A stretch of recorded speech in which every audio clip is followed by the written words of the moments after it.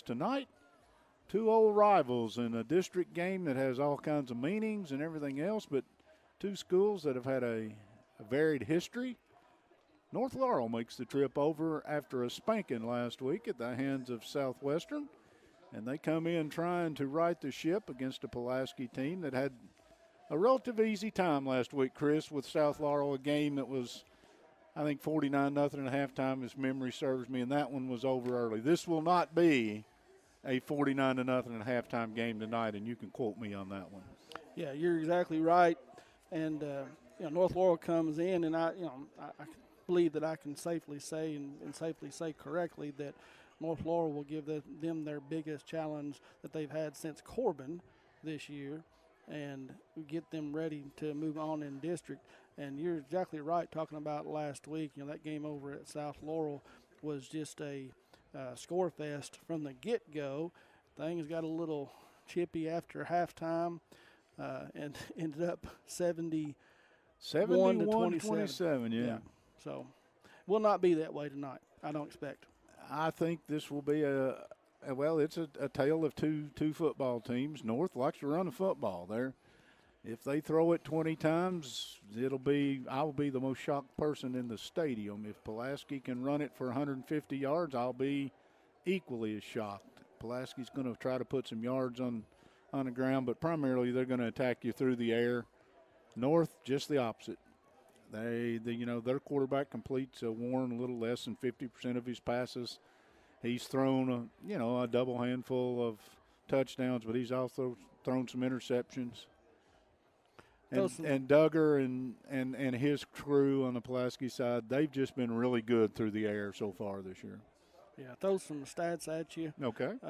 That I found interesting this week as I was preparing for this game. You talk about North Laurel got beat 27-13 by Southwestern last week. They do have a 1-point win over Johnson Central, who's a good ball club for sure. But they're allowed 173 yards rushing to Southwestern last week, but gained 296 against Southwestern. On the ground. That's saying something. Yeah, that is a big number against a team that normally doesn't give up those kind of yards on the ground. Now, Tucker Warren, you mentioned about his throwing ability. He doesn't throw a whole lot. He was just a little over 50%, 7 for 18 for 60 yards through the air. But he's had 24 carries for 140 yards.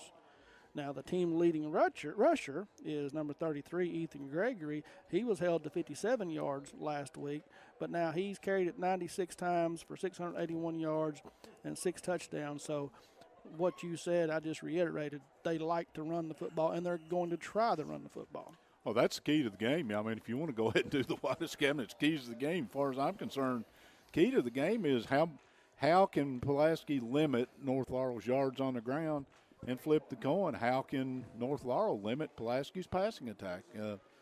If you get both by either team, if you get a double handful, you've got you're in trouble if you're the opponent. And we've not mentioned Pulaski's defense a lot through the season.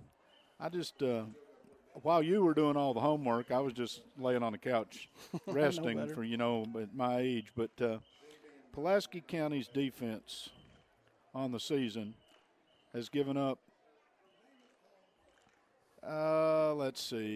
rushing yards 832. That's how much they've got, and they've allowed 907. So they're within 70 yards of the other teams on their schedule. But through the air, Pulaski is more than double the other team's passing yards. 1897, I think. Is that what you've got on there? Against 907, the other team. So Pulaski's defense, look at turnovers if you've got that one there. If you don't, I've got it here. I do. They've got 5 interceptions, and they've got 9 fumble recoveries. That's 14. If you look at North, their turnovers, they've got 4, I think, total on the season. So if I've got a 14-4 differential and that holds, then I kind of like my chances if I'm Pulaski County. I tell you what, I forgot we were the Buffalo Wings and Rings video game of the week. It's time for us to step out for a break. We'll be back right after this. Since 1988, Toyota of Somerset has been serving and supporting our local communities. We want you to know that we are here for you and your family. Someone you can trust, someone you can count on. now and for the better days to come. Trusted, loyal, dedicated, helpful, and consistent. Toyota of Somerset.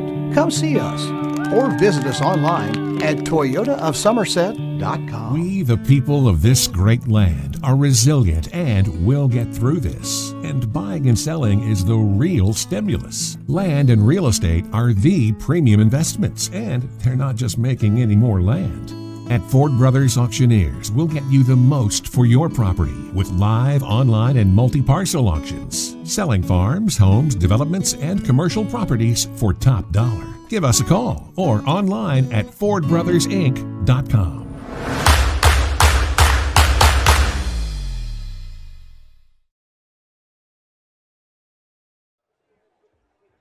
And we are back. You are looking live here at Pulaski County Field.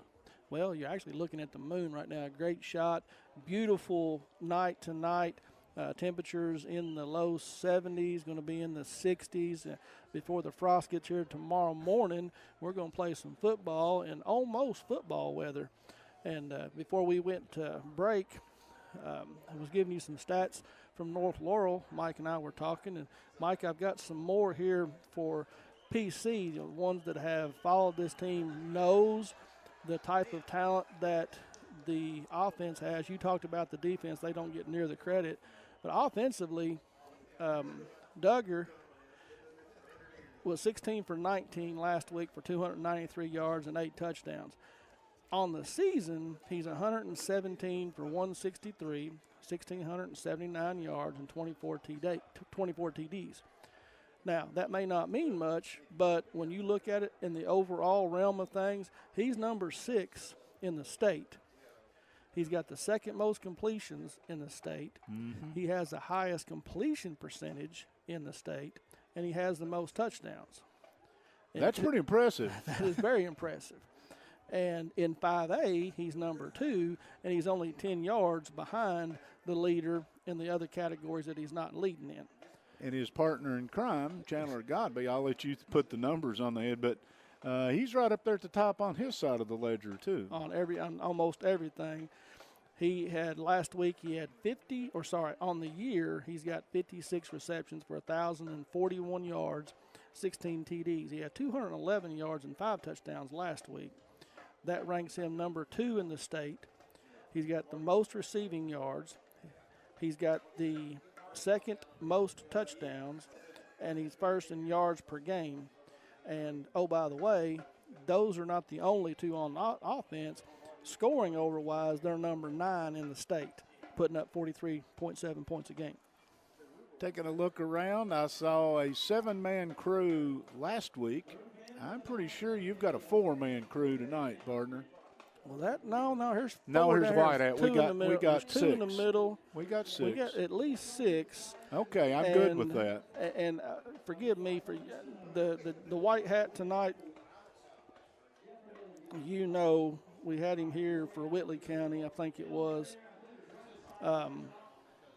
Maybe it was Wayne County. Anyway, just be prepared anytime that there's a penalty flag thrown that there's going to be a lengthy conversation. George the negotiator will be our white hat tonight. But he does a pretty good job. He does a pretty good job. He doesn't have a lot of interest in getting things over with. They like to debate things. You see him there in the middle of our screen, and that's Coach Chappell from North Laurel. And these two teams have a history. And I also today, while I was laying on the couch watching baseball while you were having to work, I have to keep bringing stuff like that up, don't I?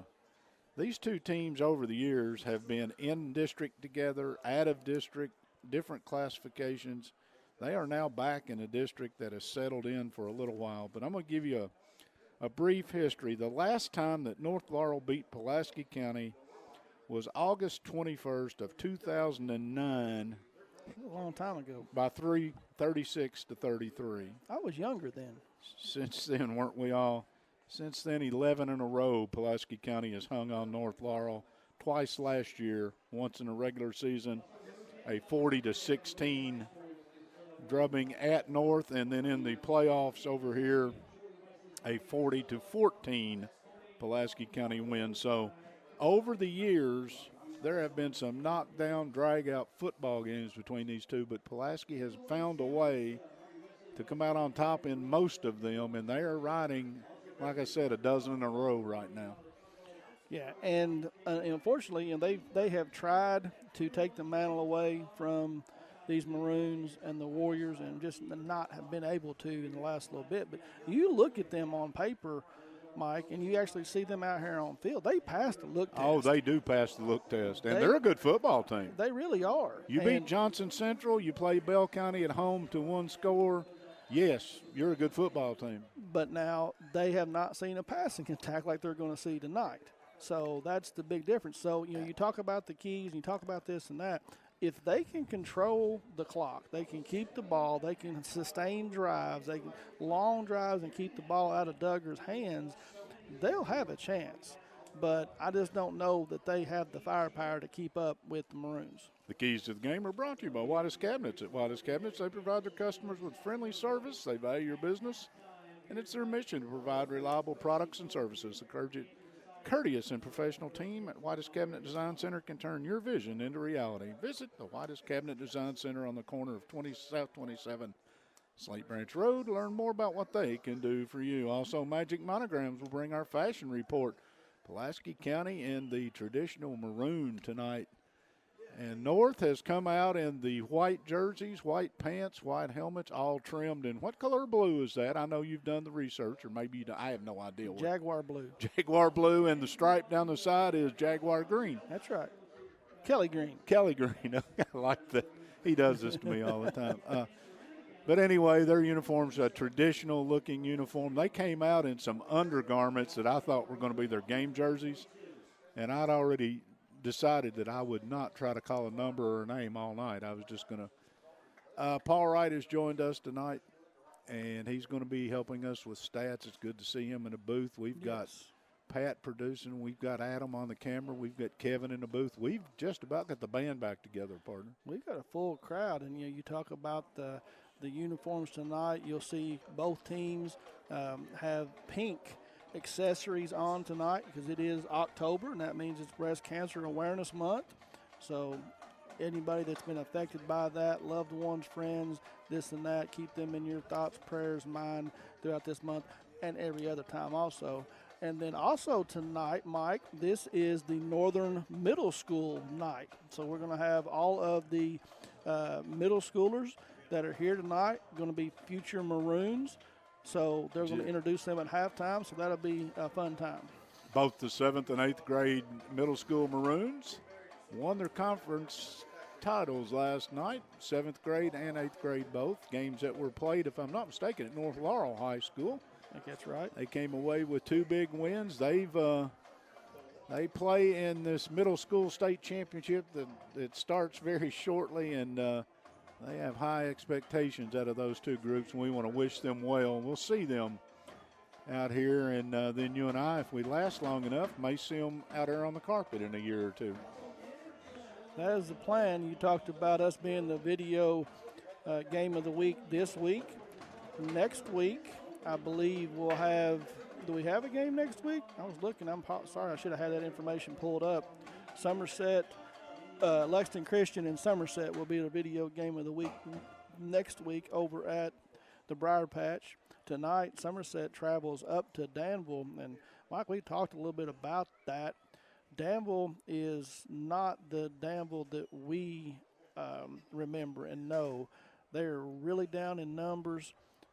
They had some kids ejected last week in the game, won't be able to play tonight. I'm hearing they're only going to have 16 or 17 kids even able to dress tonight.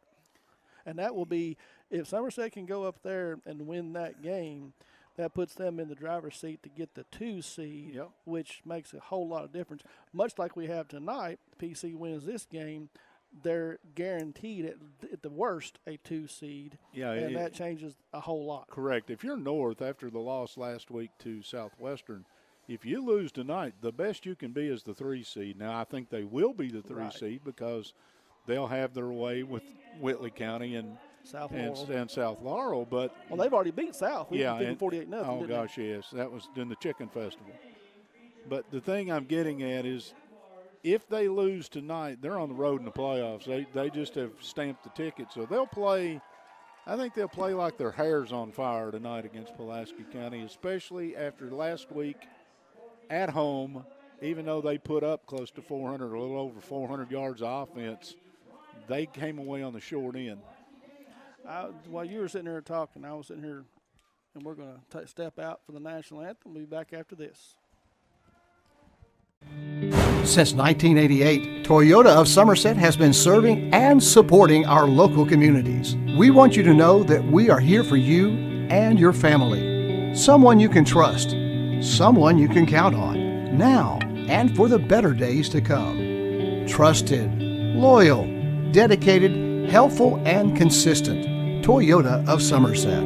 Come see us or visit us online at toyotaofsomerset.com. We, the people of this great land, are resilient and will get through this. And buying and selling is the real stimulus. Land and real estate are the premium investments, and they're not just making any more land. At Ford Brothers Auctioneers, we'll get you the most for your property with live, online, and multi-parcel auctions. Selling farms, homes, developments, and commercial properties for top dollar. Give us a call or online at FordBrothersInc.com. Most accidents and breakdowns happen close to home. You know who else is close to home? Tire Pros. With our 24/7 roadside assistance, we're always there for you. And our team of trained and certified technicians can repair your brakes, transmission, electrical, and more. Looking for tires? Shopping online is fast and easy. Choose from our huge selection of name brand tires, then schedule an appointment to have them professionally installed at a time that's convenient for you. Hassle-free, guaranteed. Tire Pros. We're here for you. Here at Citizens National Bank, we still take pride in treating each and every customer like we would want to be treated. Our employees are here to help you navigate the confusing lending process and determine which type of home loan best suits you. Schedule an appointment today. We have highly qualified loan officers ready to serve you.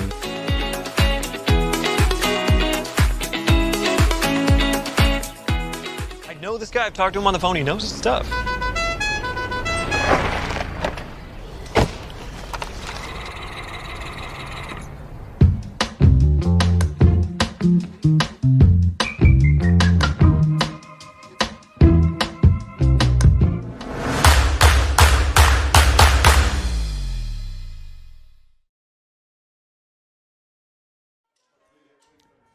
And welcome back to the Buffalo Wings and Rings Video Game of the Week. Buffalo Wings and Rings. Be sure to watch Buffalo's Video Game of the Week on Lake Cumberland Sports. Our next video broadcast, as Chris gave you, next Friday night, Somerset and Lexington Christian Academy. Buffalo Wings and Rings. Wings created your way and always fresh, never frozen burgers. I can honestly say less than 6 hours ago I had one of those never frozen burgers, and it was, as always, very good. As advertised? If you go by tonight, I think this game would probably be on one of the boards that you'll see inside the restaurant. Also, tomorrow night, they'll have all the cat TVs cranked up, and if what we hear turns out to be possibly true, former Somerset two-time All-Stater Kai Sharon may be at the helm of the Wildcat operation tomorrow night when they crank it up. So 7:30, if you're going up, you're going to see a lot of people from around here, I think. If you're not, sit back, relax. Chris, we often do this, but I want to say Bad Moon Rising is the title.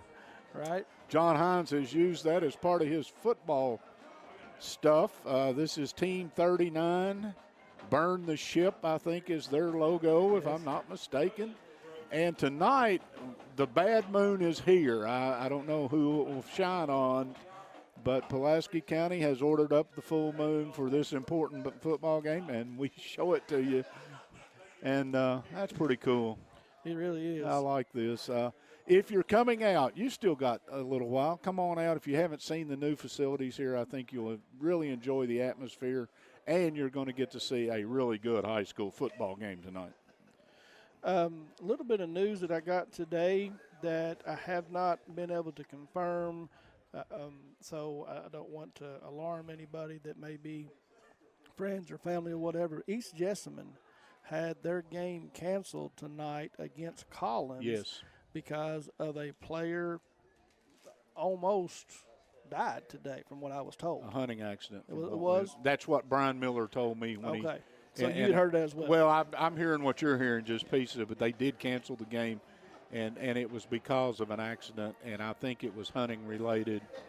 But again, that one could change, so don't hold us to that. Those are two teams that we could potentially face. Yes. In the first or second round, and depending on Collins. I think is 5-1, but East Jessamine hasn't won one. So remember that family and that player in your prayers if you know, and pass that along. Here tonight, we don't have anything obviously near that drastic. The only players that I know of that were out, and Mike, you more up to speed on this than I know of, but we've got news on Barrick Williams. He's definitely out tonight. He's done for the season. Done for the season. Yes, sir. Braden Milburn and Braden Ping. Braden Ping is just in front of us. So he just walked out in front of us. He got cleared yesterday by the doctor, and he's going to go back to practice on Monday with the football team. Should be playing football next Friday night. It is something that the cardiologist said he had all his life. They're going to do a procedure that they say is not a big deal. If it's my heart, it's a big deal, but at least that's the description he gave.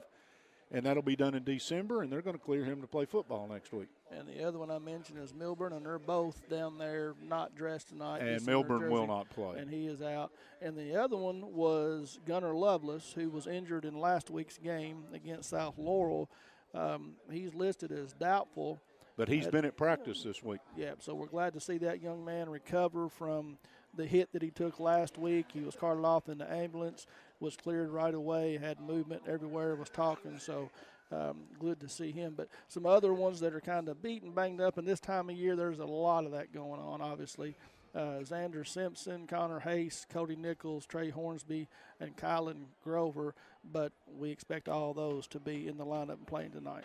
The other thing is after you play a team like North Laurel, that list will have a few more names on it come Sunday morning or Saturday morning, because they're not a smash-mouth football team, but they're pretty blame close to a smash-mouth football team. Well, and that's what I was looking at right before we went to break. I was watching them run through their first offense. They run a couple things, and looking at their offensive line, Mike, just to give you an idea, PC has not seen one like this season. They go 6'2", 305, 5'11", 335, 6'4", 360, 6'3", 295, 6'4", 255, and then 6 foot 265. That's a college offensive line. It is, and of course they've got Chappell at a wide receiver. He's a big kid and a heck of an athlete. And on the defensive side of the football, Johnson is well touted, and they run him in on the offense a little bit too. So you may see him lined up as an H-back, all kinds of formations, and there's going to be an attempt to get a big body on a smaller body. And Kevin Lloyd was telling me before we went on the air that they busted a couple big plays against Southwestern, the 65 or 35 type. You can't do that. If you're Pulaski, you can't give up home runs. You got to make them hit a lot of singles and doubles and move the football down the field. Well, when you have 300 yards rushing in a game, you had to have some big plays, Yeah. And obviously they did. And Southwestern, it was nip and tuck there, I think, through the first half, and Southwestern finally pulled away. And again, we saw Corbin, who we both felt like that they were going to spread the ball out and throw it more than they ever do, and this and that, and then they fooled us all and ran it a ton that night. I don't have the stats. Well, they fooled me. Yeah. Let's just say not you. Now, they got me. If North Laurel comes out and starts throwing it all over the field, I'm retiring tonight. All right. One bit of history. We've got a minute or so here. We went to Whitley County one year back when them and Pulaski County were dreaded rivals. They were smash mouth, knock you in the gravels, and we'd read all about Whitley County, and they were opening up their offense. And I said, no, they won't. They won't throw it 3 times in the game if somebody forces them to. They came out in the first 6 plays, they threw the football. So I learned that night, among other nights, when you start handicapping high school football and guessing what these coaches are going to do, good luck. Yeah. North will run the football. Right. I'm going to take that walk one more time. North's going to run the football.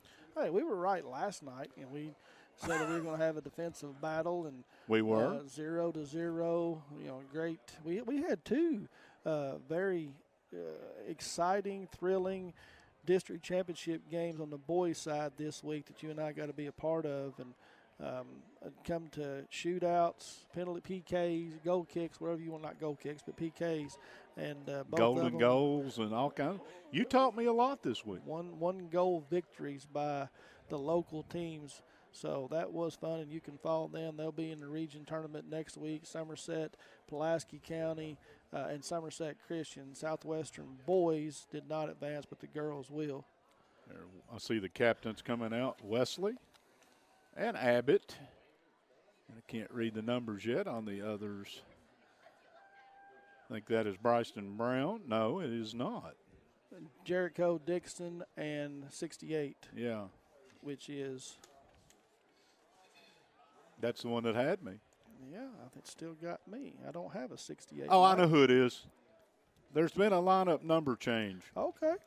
I was told yesterday that they might use one of the guys who's been lining up on the defensive front wearing a number that would allow him to do that. And as a result, Connor Haste, who normally wears 40, will be 68 tonight. So if anybody needs to know that. I knew that.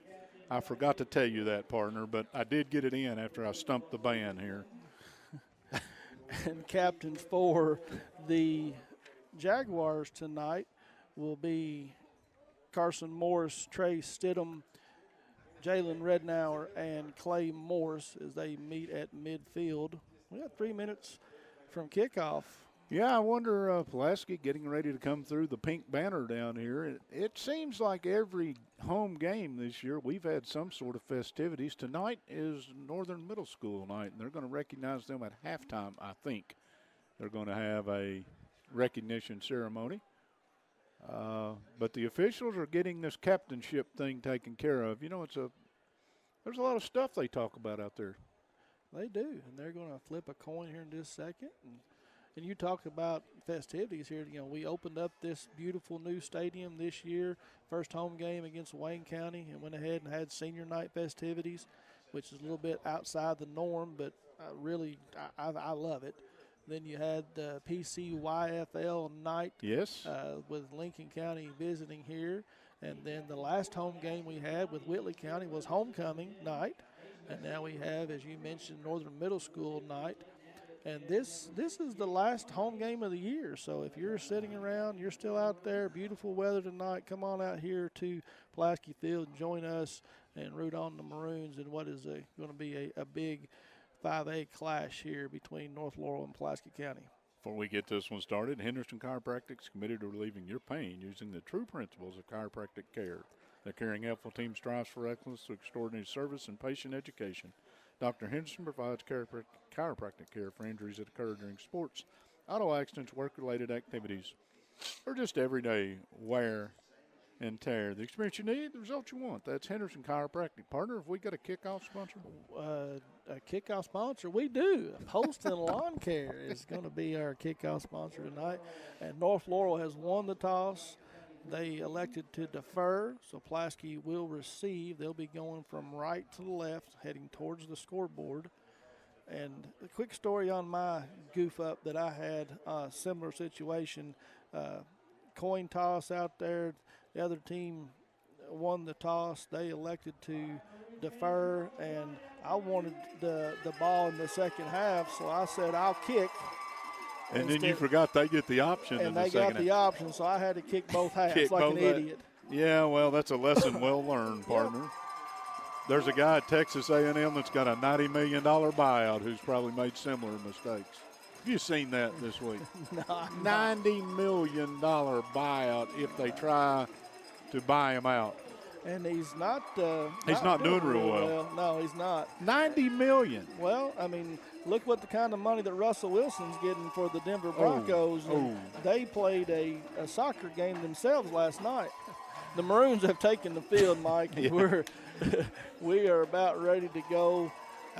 One more editorial comment. In my favorite uniform that they have, this combination of the silver helmets, the maroon jerseys, with the silver lettering, white to silver.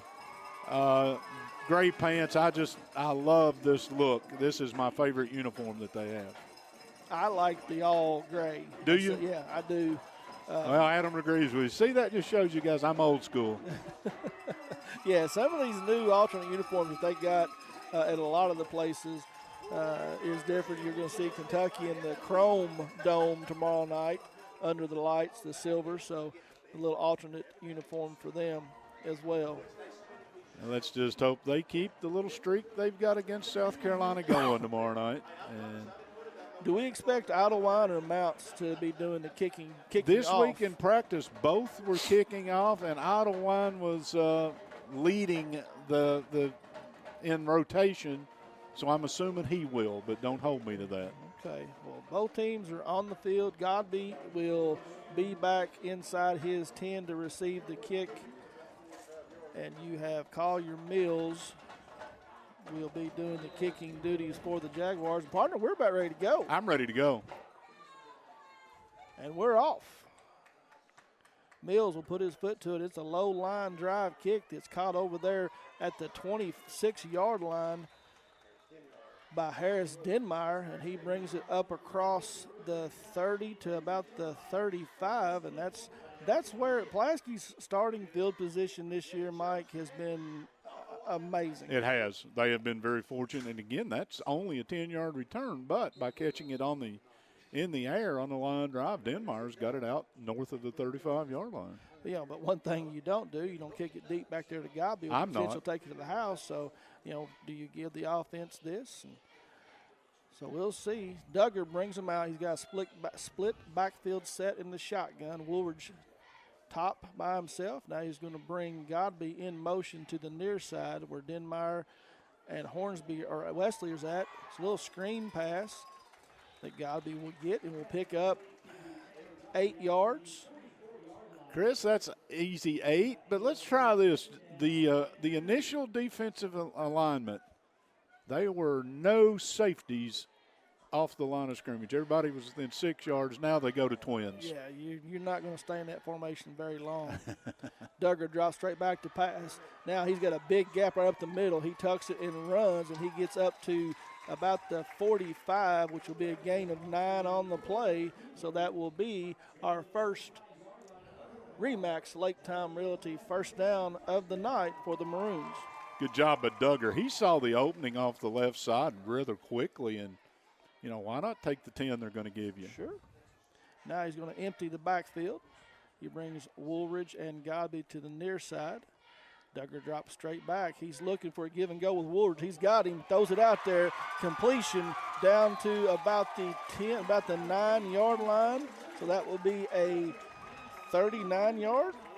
Once again, that was just a forever pump and go and no pressure, zero pressure on the quarterback. Yeah, just out and up. Woolridge sold it, gave the quick out to the sideline, then up the field, and Duggar found him and laid it out there beautifully. And now the Maroons are in the Rick Barker red zone after another first down. Fake this time to Nichols. Duggar tries to take it himself off the right side, and he's brought down for a loss on the play. Loss of 5. That was the only guy on the North Laurel roster that I don't have the number for is number 7, and you've got him as Devin Johnson. So that's Johnson on the tackle. Add that to my sheet. There you go. So Duggar now splits Nichols off to his right, takes the snap, drops straight back. He's going to dump it out there to Nichols in the flat, and he's got room. He's across the 10. Stiff arm makes a man have to go low on him, but not before he gets down inside the 2. They're going to mark it out about the 1.5, so gain of 13.5 yards. Big boys. Jumbo package is going to come in on 3rd and short. And you see the skill position players checking out. Nice job by Nichols there. Just floated out into the flat. He's what they used to call a relief. Idlewild takes a direct snap, and he goes right up the middle. Still running. Almost untouched. So great job there by the interior offensive line, and that is a Citizens National Bank touchdown for your Maroons, and they jump out on top in a very quick 9:40 on the clock. A impressive opening drive. Mounts will be on to attempt the PAT. Movement. We had a little bit of trouble last week. This time, snap is up and through.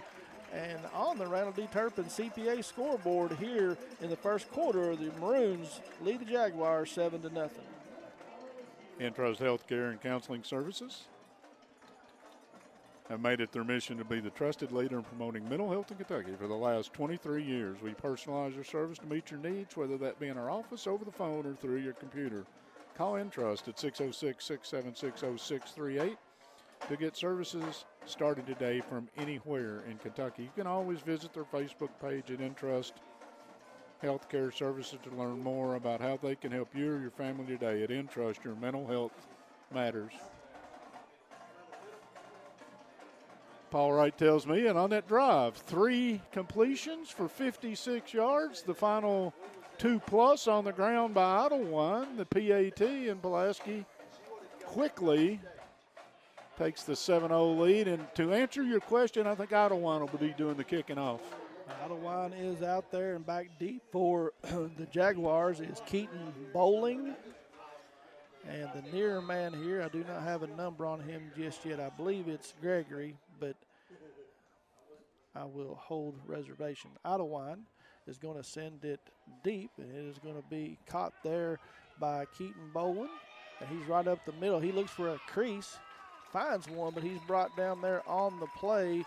A good tackle by Xander Simpson. And the Jaguars will take over their first possession at the 27-yard line.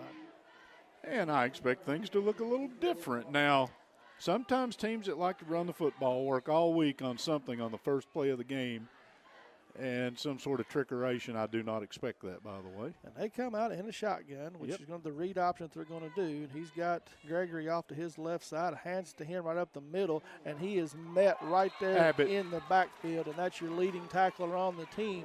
Leighton Abbott comes through the A-gap and will drop Gregory for a loss. Wow, Gregory got about one step before the contact. And they didn't give a loss on the play. They said, no, I don't know about that. All right. Warren takes it, and he's going to run it himself off the left side, and he is met over there again by Abbott and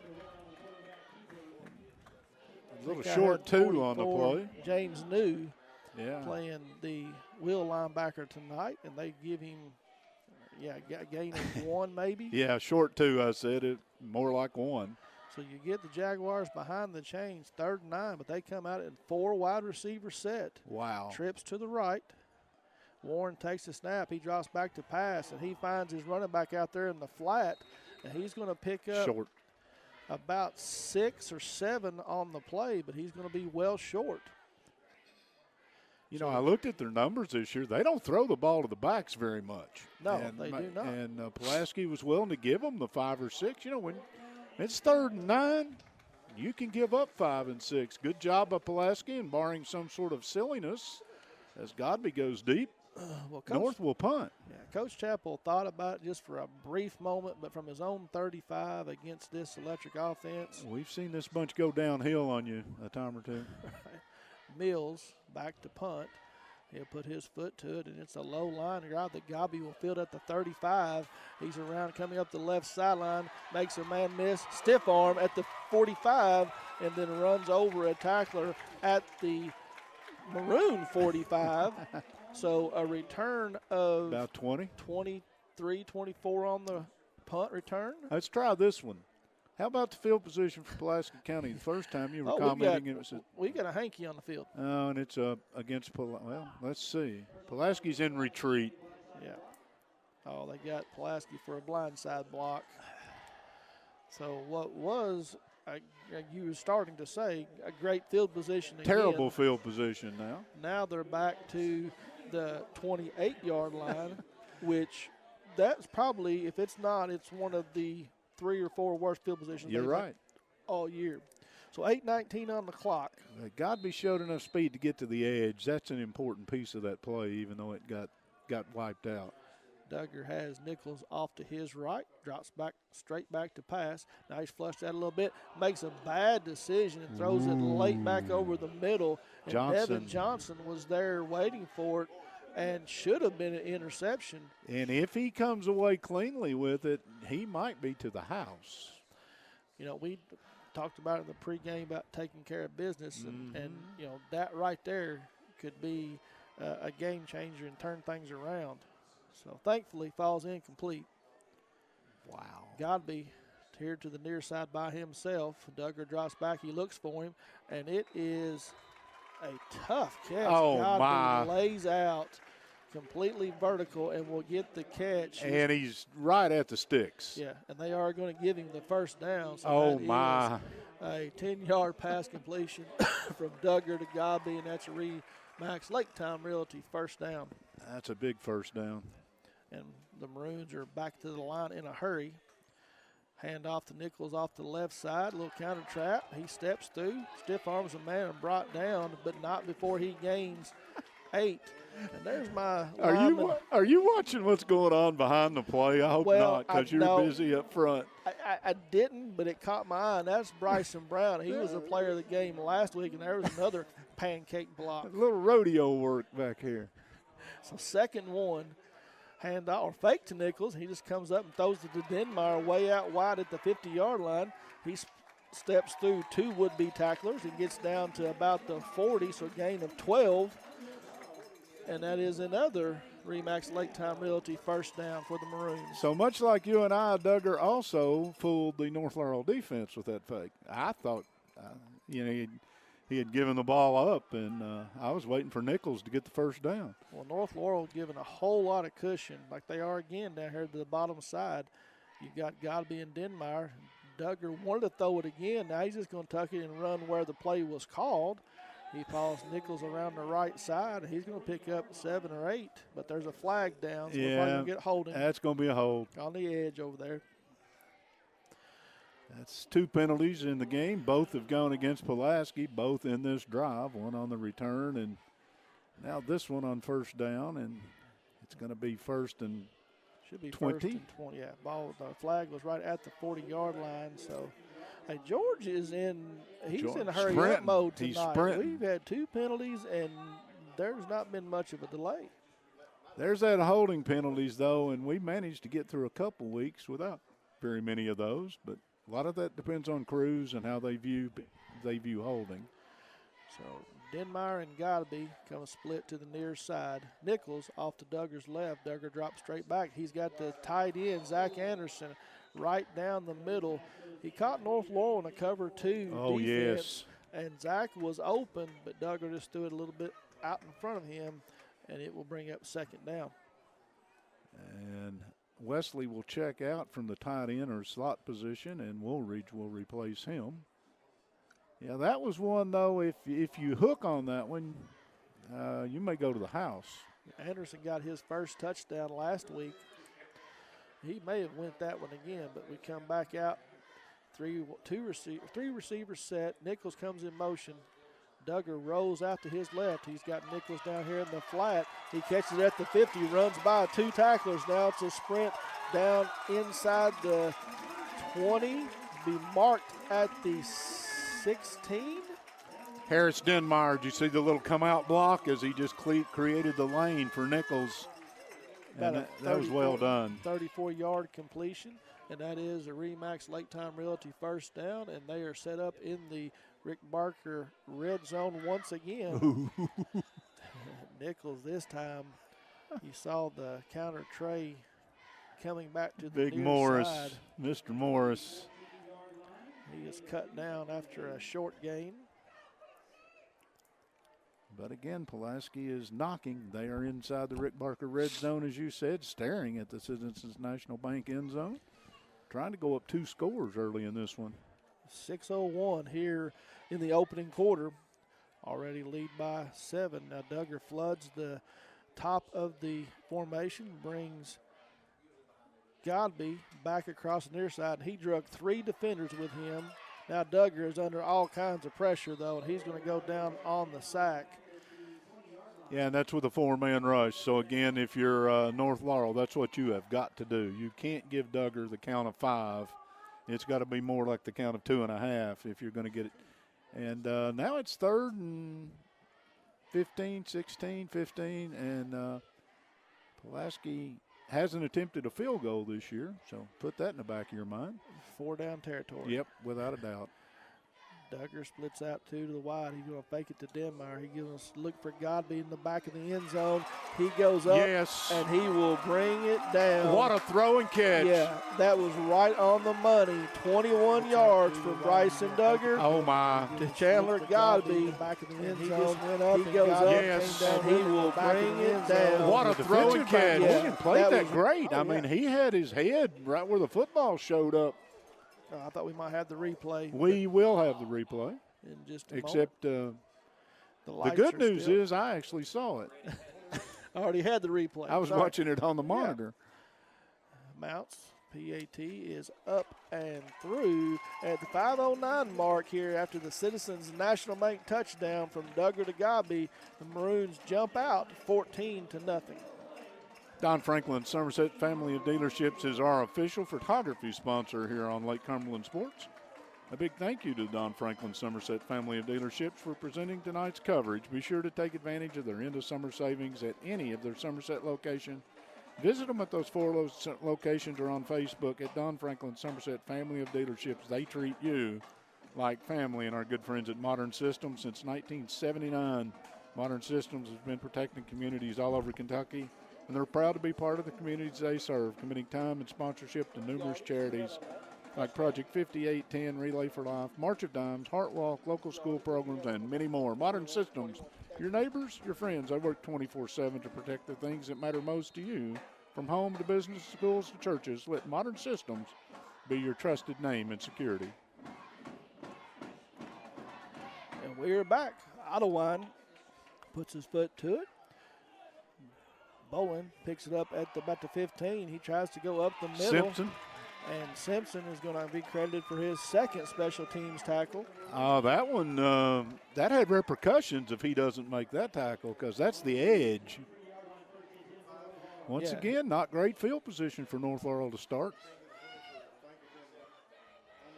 And again, tell of field positions for both teams. Pulaski's special teams unit, with the exception of the 2 kickoff return for touchdowns, normally put offenses in bad shape. Yes. Warren, North Laurel, comes out 5 wide receiver set, drops back to pass, and he's under pressure right off the bat, eludes it, and he finds his running back out here, Gregory, out in the flat again. Well, that's a good job by Warren. That was. Things collapsed around him, and he pulled it down, found, the relief valve, the safety valve, the back out here in the flat. But you pick up 9 on first down, that opens the book. And North Laurel's in a hurry. They get back up to the line of scrimmage, 3 receivers to the far side. Warren hands it off to Gregory right up the middle. He's hit right at the line of scrimmage, but will get enough, I believe. And they do give the signal now. First down for the Jaguars, so that's their first one of the game. Comes at the 4:29 mark of the first quarter. Saw Bowling check out of the lineup. He tapped out and pulls the helmet off as he gets to the sideline. I don't know if he might have been shaken up on the play. Yeah, the trainer headed to see him.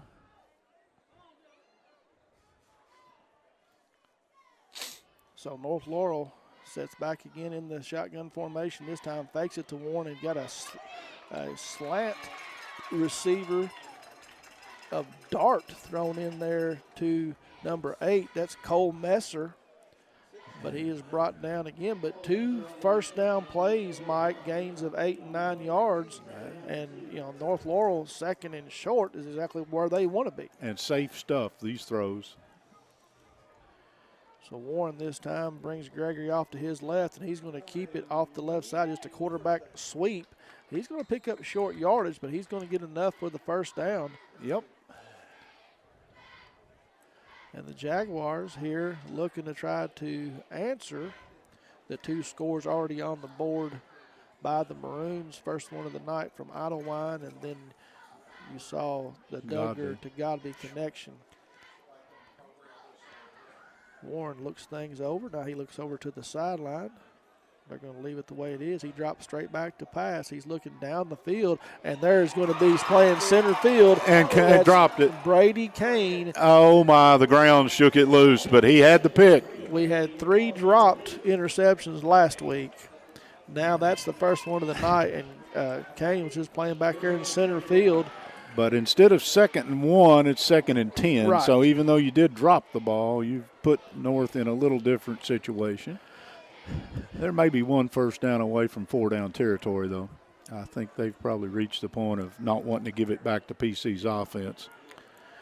Again, North Laurel spreads things out. PC showing some pressure off the side. It was Hornsby, but Warren is able to drop it off to Gregory out there in the left flat again. So far, Warren to Gregory has been every pass completion with the exception of 1. That's a tough call. You sent the outside backer, and Abbott ended up having to make the tackle at the sidelines. That's the inside linebacker. Good job. So 3rd and 4 right at midfield, and Pulaski showing pressure again. If they come across, they're going to get an offsides encroachment on the Maroons, and that will give the Jaguars that's a gift. Yeah, Remax Lake Time Realty first down, as they have now moved into Maroon territory at the 45. And now, without a doubt, 4-down territory. Yeah. 3rd and 5 is a good down, and you shoot yourself in the foot. Pulaski's looking to bring pressure on the backside and caught him, and they show it again. And here comes Hornsby. He's picked up well, but now Warren has to scramble out, and he's going to be brought down out there. 57, 68, 33. Pick a number. Jay Bales. Yeah, I think Bill Sharp, the defensive coordinator, has decided to juice it up just a little bit all of a sudden. And that is a loss on the play of 4. Wow. So, again, behind the chains. Now Warren's going to drop back. He's way back. Plenty of time this time. No pressure. Maroons dropped 8, and he's still back there roaming around. Now he's chased out of the pocket. Comes out to the right side. Here comes Abbott. He's going to throw it, and Abbott. Oh, they're going to get a flag. Oh, no. This is ridiculous. No. Warren threw it late. Abbott was chasing right at the sideline. No. Well, there's one thing about it. If North Laurel wants to call it home cooking, it's not working tonight. Every flag that's been thrown has been against Pulaski County. And, George, that's 5, I think, by my count, and we're still in the first quarter, so we're on our way to a large number. So here's my argument, and I'm going to real shortly and leave it alone. The quarterback has escaped the pocket. He is now a runner. He does not have the protection that he does in the pocket. And Abbott hit him right after the ball was released, but they get a personal foul roughing the passer. You're right. He's not the passer. So Warren this time hands it off to Gregory, and he gets down to about the 30-yard line before he is brought down over there by Dixon and Abbott. Let's not lose sight. The 2 penalties have extended this drive. And, again, that's 5 on first. You'll take that, or 4 anyway. Well, give him 4, 2nd and 6. So North Laurel doing a very good job of mixing in the pass with the run. Mm-hmm. And keeping the football. They've got a formation miss that, but they're going to let it go.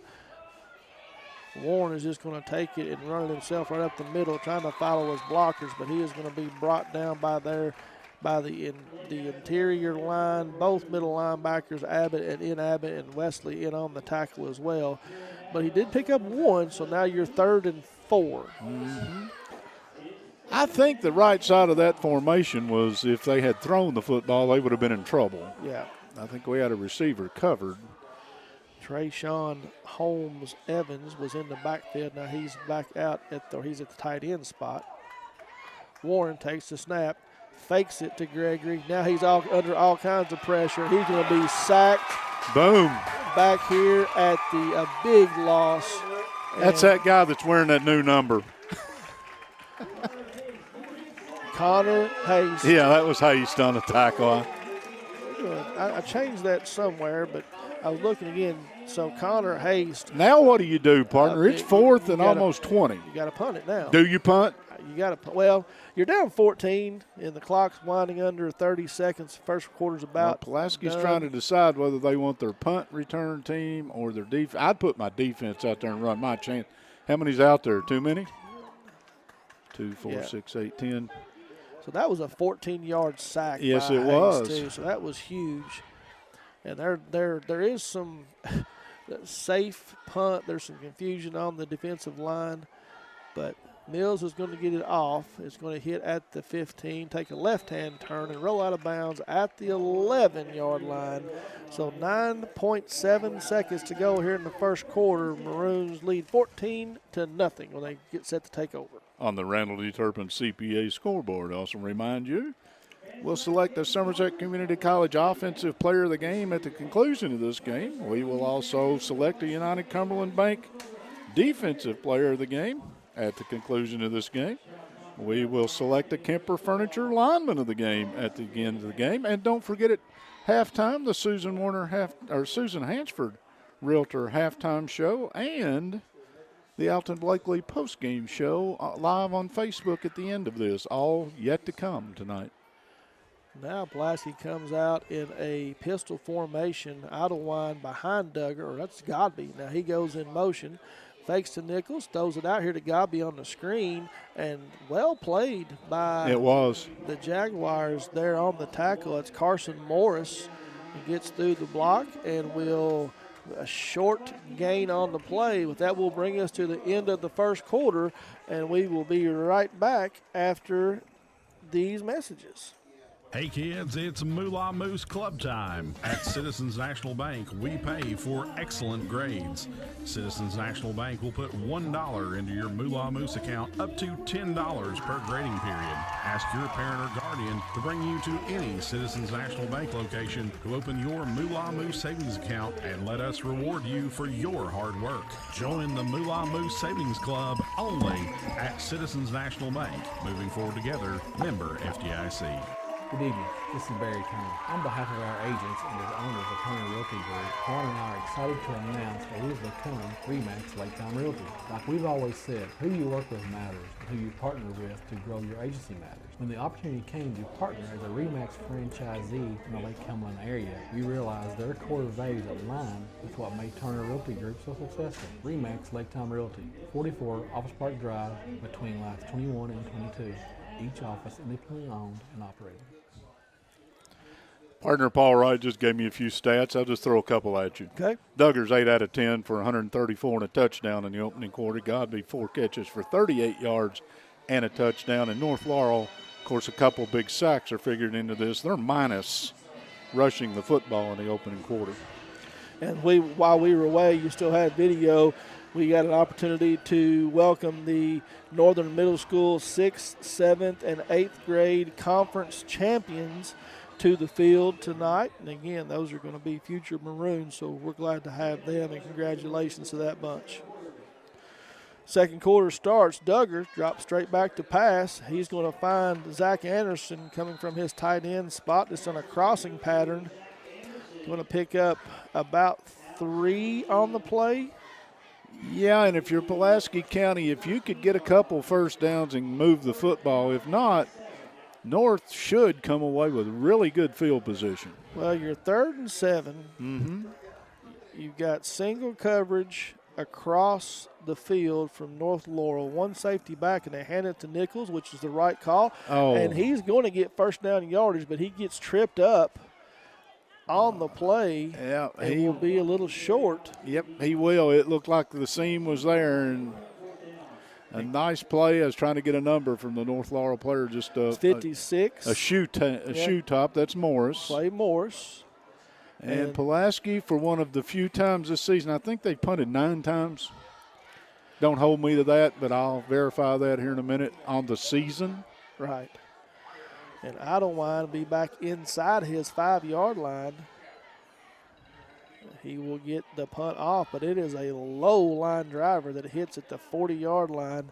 And Wow. returner Keaton Bowling just runs away, and it's going to roll all the way down to the 33-yard line. That's 47 or 8 or somewhere in that neighborhood. Paul's keeping the numbers tonight. It wasn't pretty, but it was effective.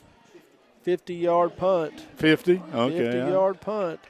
And again, like I said, it's not your normal punt. It was a low-line driver that hit on the Pulaski if side. you only put one guy deep, though, and it's not Kick it kicked away from right him. at him, you know, if you get the roll, you get the roll.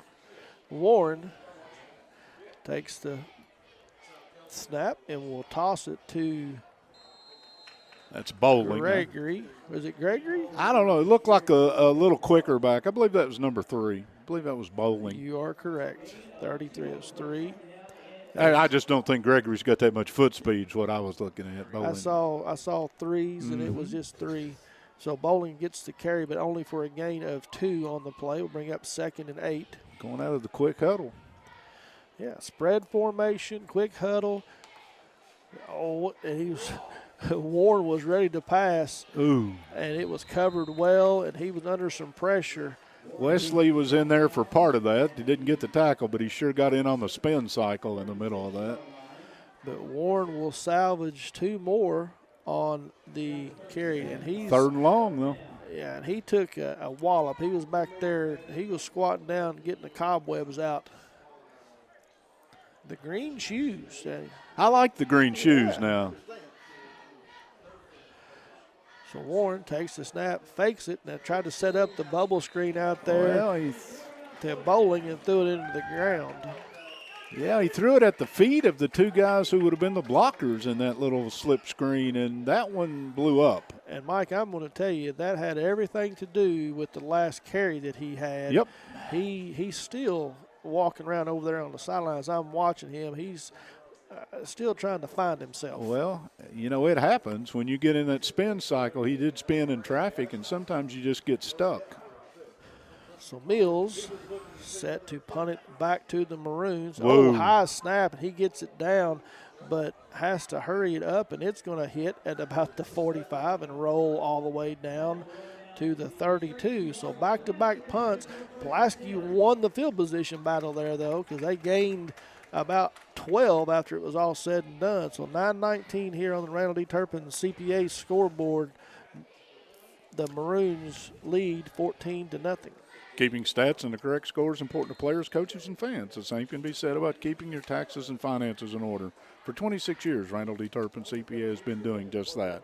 If accounting's not your thing, let the pros at Randall D. Turpin CPA do it for you. Proud sponsor of the Randall D. Turpin scoreboard, located on Parkers Mill Road in Somerset.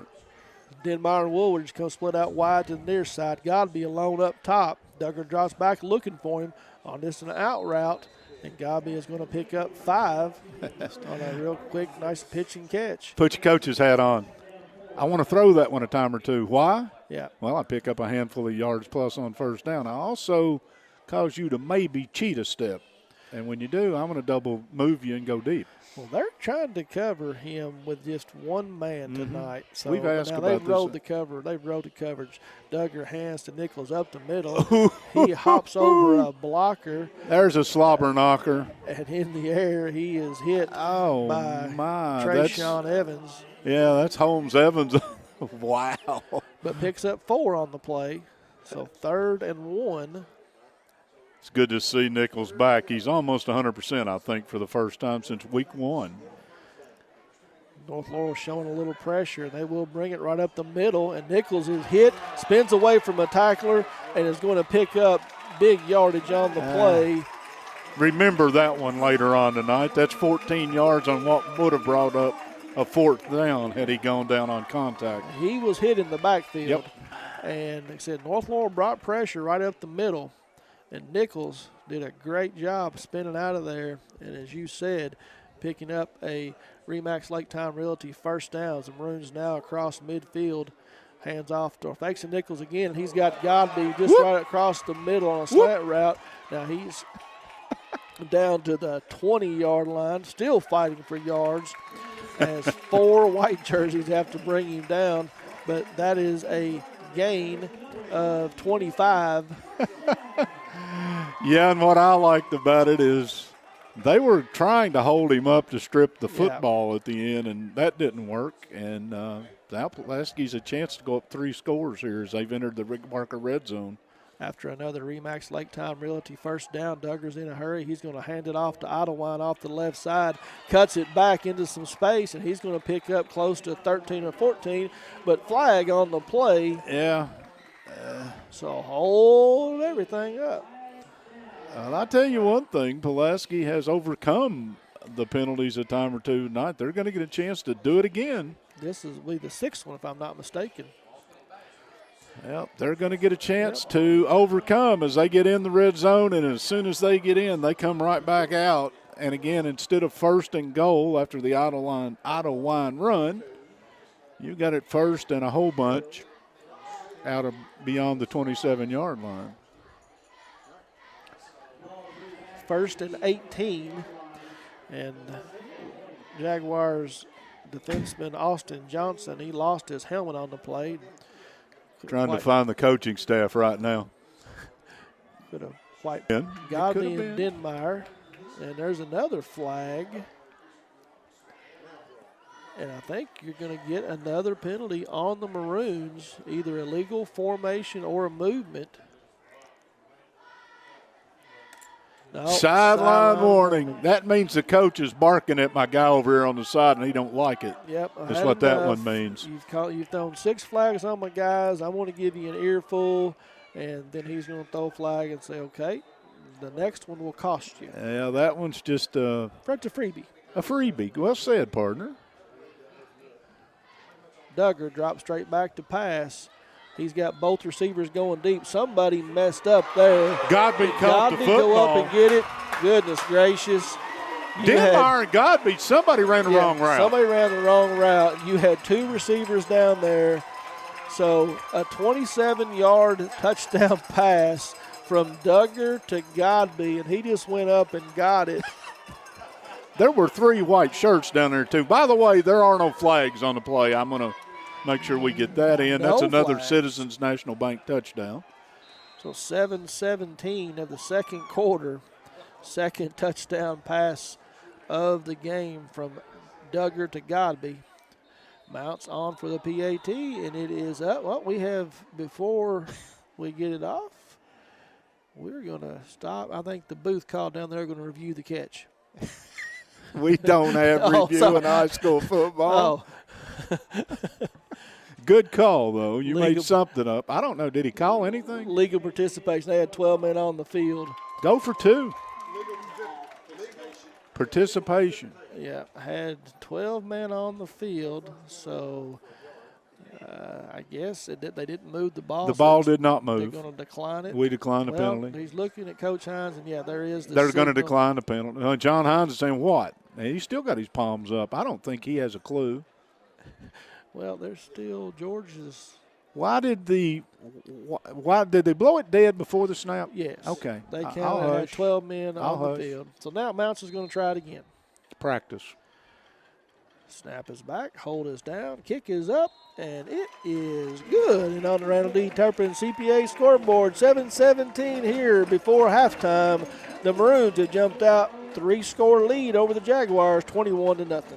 We're coming up. We'll have a Poston's Lawn Care Kickoff. We do more than lawn care. We also offer landscaping, tree cutting and trimming, gutter cleaning, and more. Give us a call, 606-305-1841. We're happy to help.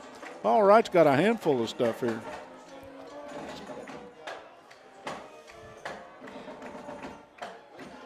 Godby has 7 for 97 and 2 touchdowns. Wow. Duggar has thrown for $196 already in this opening half and 2 touchdowns. Their numbers are continuing to impress. That's a pretty good game in a quarter and a half. Well, again, that pass was into a wad. There were 3 white shirts and a Pulaski County other receiver in the mess, and Godby just went up in the mix and said, I'll take this. Yeah, Godby and Denmeyer were both split to this side, and they ran what was supposed to have been a X route. Yes. And Godby from the inside was going deep, and Denmeyer decided to go with him. Yeah. Here we and go. Duggar just threw it up. Idlewild puts his foot to it. It'll be taken there by Bowling at about the 6-yard line. There's a block in the back, no call. I'll throw my first penalty of the night, as Morris got away with, but that's okay. Y'all probably saw it. You got video. 17 on the return by Bowling. And again, not great field position. No, 25-yard line for the Jaguars. This is an important possession for North Laurel by all stretches. Yeah, if they don't answer here, if they don't get some points on the board before half. They've had one medium drive, but they need a real drive. Warren takes the snap. He's going to turn around and hand it off. Oh, goodness gracious. By Gregory. Abbott. And Mr. Leading Tackler, he is in the conversation for overtaking the most tackles in Pulaski I think history. he's moved into like the top 5 or 6 and may have just in this first half passed Winston Hines. I looked at those this week, but I don't have them in front of me right now. I did the same. But anyway, Abbott was right there to meet Gregory. No gain on the play, 2nd and 10. So that's where you want this Jaguar offense, is behind the chains. Now Warren has to drop back and pass, and he's under pressure. That's Denmeyer chasing him. Denmeyer and Idlewine. I'm in Idlewine, I'm sorry. But Warren's going to do a good job and get around the corner, and he's going to pick up 7 or 8. And again, your quarterback just ran a 40-yard sprint and took a pretty hard hit at the end of it, too. So, well, as I mentioned in the pregame, he carried it 24 times last week against Southwestern. So he's very capable, and we'll tuck it and run. So 3rd and 3. Pretty important 3rd down call right here, he said. Warren drops straight back. Pump fakes, waiting for the hole to open up. Wow. And you've got Warren breaking through some tacklers and is going to get up across midfield in a big play, big gain by these Jaguars that initially looked ball fake. Looked like, it was going to be blown up, and how he kept the ball in his hands is impressive enough. And the defender stepped to where it was and allowed the receiver to uncover, and that's neat. Yeah, had it read really well. Yep. But held on to it, and he's able to find Bowling. Now this time he's going to hand it off to Gregory off the right side. Gregory's having tough sledding so far tonight. Just nowhere to go. You've got Haste, Wesley, Inabnet, all in there on the tackle. They've got Chappell in on at the slot. We haven't called his name at all on offense. You also have Holmes Evans checks in. He is off to the left shoulder of Warren. He's going to get the ball right up the middle. He's a bigger running back, and he tiptoes through there, and he's going to pick up 10, 11 yards. He had to be brought down back there by both the safeties. That was Nichols and Kane. As you said, Holmes Evans is a good-sized young man and stepped through the hole and was into the secondary. 6'2", 225 junior. He's been lining up primarily at the tight end spot, but they're going to leave him in. They're just going to flip sides. He and Gregory in the backfield. This time it's given to Gregory on the sweep and brought down from the backside. And now we're going to get a flag. And, I don't know if that's on Pulaski. If that's for a tackle of some sort violation, I got no clue. Yeah. I can't even guess. If it's not holding, no, personal foul. Targeting. Are you kidding me? Target his ankles. Well, so, Mike, again, that's another one of my pet peeves. You've got a running back being tackled. You have a defender flying up to make a tackle, and he hits an area that the offensive player has created targeting, and they penalize the defense. And the contact occurred about 3 inches off the ground, which is amazing. Once again, Pulaski has they're leading 21-0, and they've got the penalty lead by a sizable margin at this point. That's 8, I believe. But the Jaguars have moved all the way down the field. Now they're looking to put some points on the board, and Warren's pass intended out there for Trey Stidham is high and wide and will fall incomplete. The Jaguars are threatening the red zone. 4:38 here before halftime. That was a missile, but it was off target. Yeah, it was behind and high. High and wide. Warren sends 2 receivers here to the near side, 2 to the far side. Drop straight back to pass. He's looking that way. He's got a man out there. But there steps your interception. That's Xander Simpson. Xander Simpson is going to get the big interception. He's not going to drop that one, partner. 3 in the season. He now leads this team in interceptions. Ran the route. Yeah. Just ran inside the route of the receiver, and Warren hit him in the numbers. Yeah, great call, great coverage. They had the over-under. Xander had the flat. You had Nichols over the top, and Warren just threw it where Simpson was. He picks it off and brings it back to the 22-yard line. Throwing a little combo coverage type talk at him if you want to use that. And the quarterback read one thing, and that's not what he had. Now, he thought that he had a wide-open receiver, didn't see the safety coming over, and then underthrew it. So 4:33. Big drive here for Pulaski now. Duggar brings Godby in motion to the near side and creates trips, drops straight back. He's got Zach Anderson from the slot, and he's going to pick up 14 on first down. Anderson is what I call a well-developed freshman. This young man's got a bright future ahead of him. 6'3", 172. And, yeah, you don't see a whole lot of freshmen built that way. He's got a frame big enough to hold 215 probably. Now, Duggar's in a hurry. Takes the snap, hands it off to Nichols off the left side. He puts his foot in the ground, and we're going to get a holding back here on the Maroons. My man, Bryson Brown. I'm afraid Brown got caught that time. Yeah, I'm going to say he threw him down, and it is. You're going to get a holding. So negates the 7-yard carry by Nichols. Brown was, I think, negotiating, or at least pleading his cause, but he lost. So, again, the penalties here in the first half. Well, Pulaski is the leading offense on the field in the first half. Penalties are second, with North Laurel a distant third for total yards. 8 penalties. 8-0 on the penalty call, too. So Maroons lead 21-0 on the scoreboard and 8-0 on the penalties. Well, that's one way you don't want to lead. Ooh, my. North Laurel shows pressure. It's picked up. Duggar gets out of there. Throws it to the official. Bryson Brown, another one over there. How he did that. There's another flag. Now we're going to get intentional grounding. No. We're going to get a unsportsmanlike conduct on North Laurel. Really? That defender was giving the referee an earful because he wanted another holding on Bryson Brown, and he let the official know.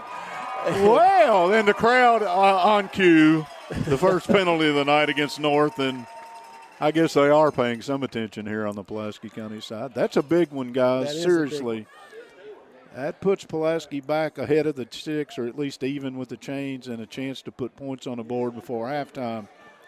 That was a 15-yarder, so you go from 1st and 20 to now 2nd and 5. Yep. So, yeah, that was exactly what the doctor ordered there, because Duggar had to throw that one away. You got double up on the – no, you got single on the top. That's Idlewine in the Wildcat. He takes a direct snap and then slips on the turf and will be – I like the call. I mean, it's after a penalty. You've got everybody kind of figuring out what's going on, and you run Idlewine in there to run the Wildcat. Well, Coach Hines just didn't happen. Yeah, Coach Hines showed that a few games ago. He did. And it worked. But now we're 3rd and 6 after the loss of 1. Duggar drops straight back. He looks for Godby. He swings it out to the left for Idlewine. North Laurel's there. Good coverage. Well, something came rolling out of the pile at the end of that. Yeah, that was Holmes Evans. He threw something of Idlewine's back out of the way. Oh, give it back. Yeah. Okay, 4th down. What do you do here, partner? 4th down. John Hines may go for it. I'm going for it. Up 21-0. Are you really going for it? Oh, yeah. I'm punting it so hard, I'm punting it quick. You can't stop me. Okay, well. Nope, we're going to get a timeout, and he's going to send the punt team out. Y'all killing me. This is a Ron Shaw Realtor timeout. The name to know when you or your friends and family are buying or selling real estate. is Ron Shaw with Reichert Realtor Ford Brothers. Ron has a long-standing history of community service and a proud supporter of youth sports in the Lake Cumberland area. Ron truly cares for others and works hard for all the clients, no matter the size or value of the property they're selling. You can contact Ron at 606-271-0774 or email him at ronshaw45@gmail.com. That's Ron Shaw at Weichert Realtors Ford Brothers. And they do send the punter out. And, John Hines, I was channeling you. You have been and they'll fake it. Now watch this. They'll fake it. Program a little bit longer than I have and have the inner thinking of Coach Hines. Well, he normally does not like to punt. Punt is the right thing to do. Yes, but up 21-0, it's the right thing to do. Bowling goes back deep. Idlewind takes the snap, and it is a end-over-end kick that is going to hit at about the 15. Should stop inside the 5. It's going to be beautiful all the way down. And a flag comes in from 50-yard line. Let's see what we have. And the punt itself is going to roll dead at the 1 yard line. But we're going to have some. Yeah, there is you may heard the extracurricular activities going on, getting a little chippy. Now you got to settle your football team down, because if this is against Pulaski, and I don't know that it is, you're going to let them out of a hole that you might still score with your timeouts left. Well, here is the discussion that I alluded to at the beginning of the game.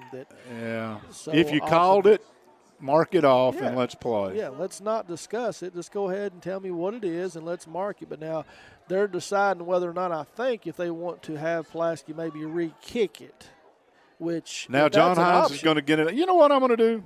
Yeah. I'm going to remind everybody coming up in just a minute, the Susan Hansford halftime report. Susan believes that just like in a ball game, everyone needs a coach in the important events of life. Having a great realtor when purchasing a home or property makes all the difference in the outcome of the transaction. Susan Hansford will guide you through the transaction so you can appreciate your journey through the real estate process. Call Susan Hansford today at 606-219-3276 to begin your journey.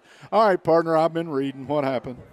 Well, I've got one signal, and they gave a personal foul against North Laurel. Well, Pulaski's offense, you think, would be back on the field. And Coach Hines has brought them back out here, but now, wait a minute. There's Brady Kane. So is he going to line up at wide receiver, or is this the defense on the field? Well, I don't know. Coach Chappell is over there. He's still having a pretty animated conversation with the referee, because here's the problem again.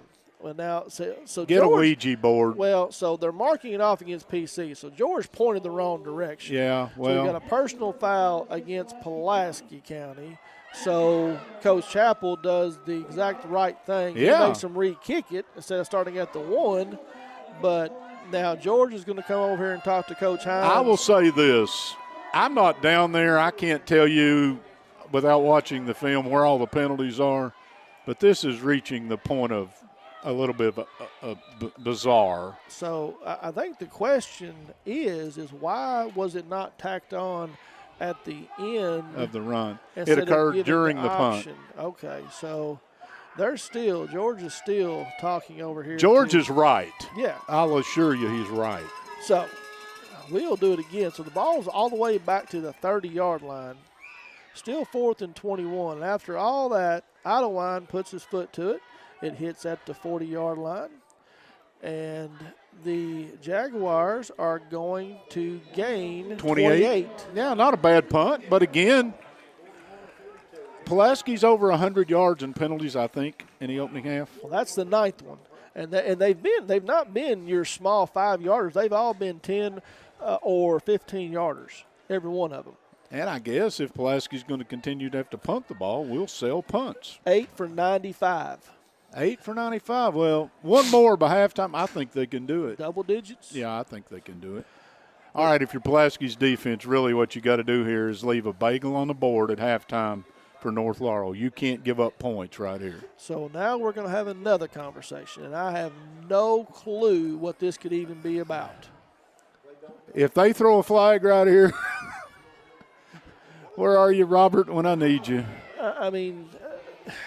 2:28 before halftime. They've sent a Pulaski player off the field.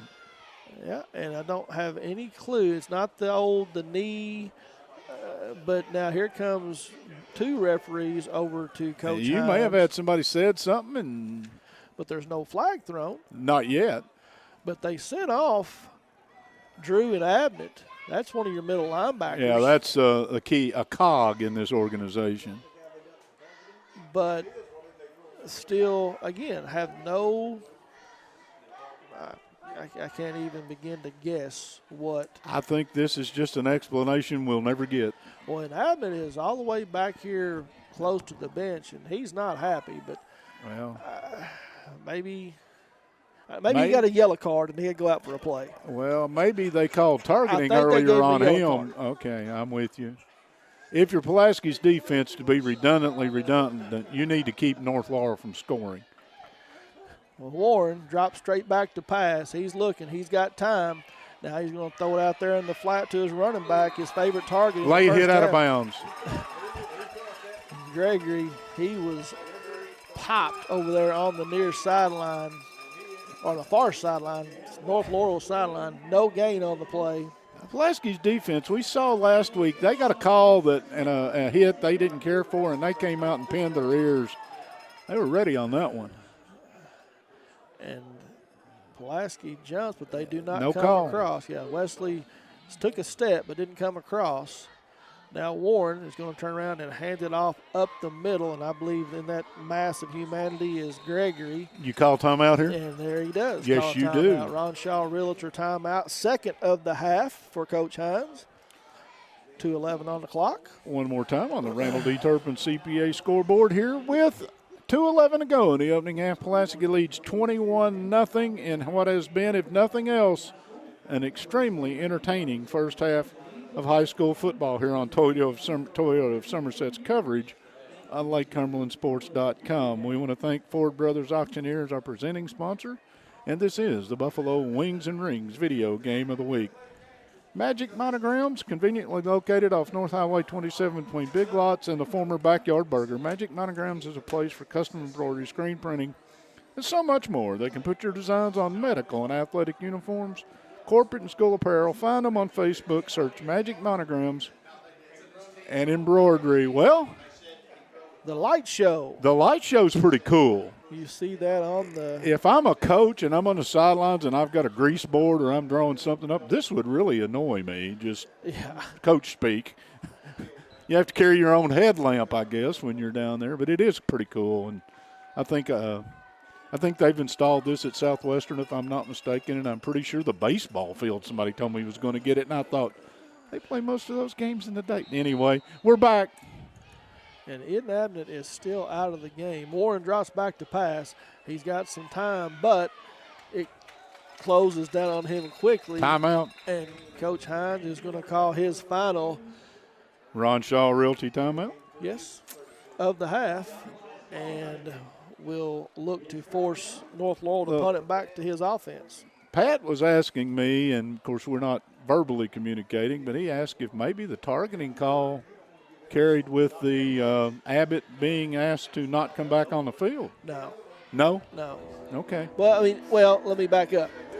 Could have very possibly been the case. That's not a rule in high school, though, but it happened on the last possession. Yeah, it did. So, And let me wipe that off because Abbott's walking back toward the football field right now. I see him out there. So. it was in Abnett. Oh, it was in Abnett. Yes, number 11, the other linebacker, and he's over here on the sideline with his helmet off, and he was talking to somebody up here in the stands. Oh, I'm sorry. And he's holding his right wrist or had I don't know if there's something. We'll find out. Yeah, I'm not going to try to guess here, but he's been out of the game this entire defensive This series. is an important final minute and a half. Yeah. So Collier Mills will stand at his 24.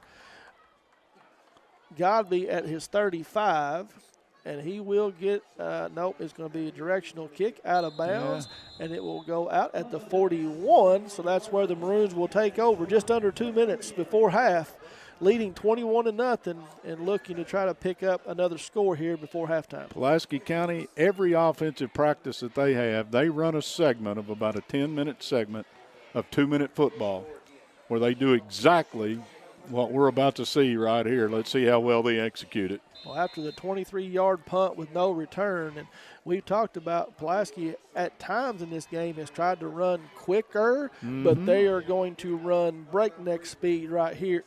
And North needs to really keep Pulaski out of the end zone.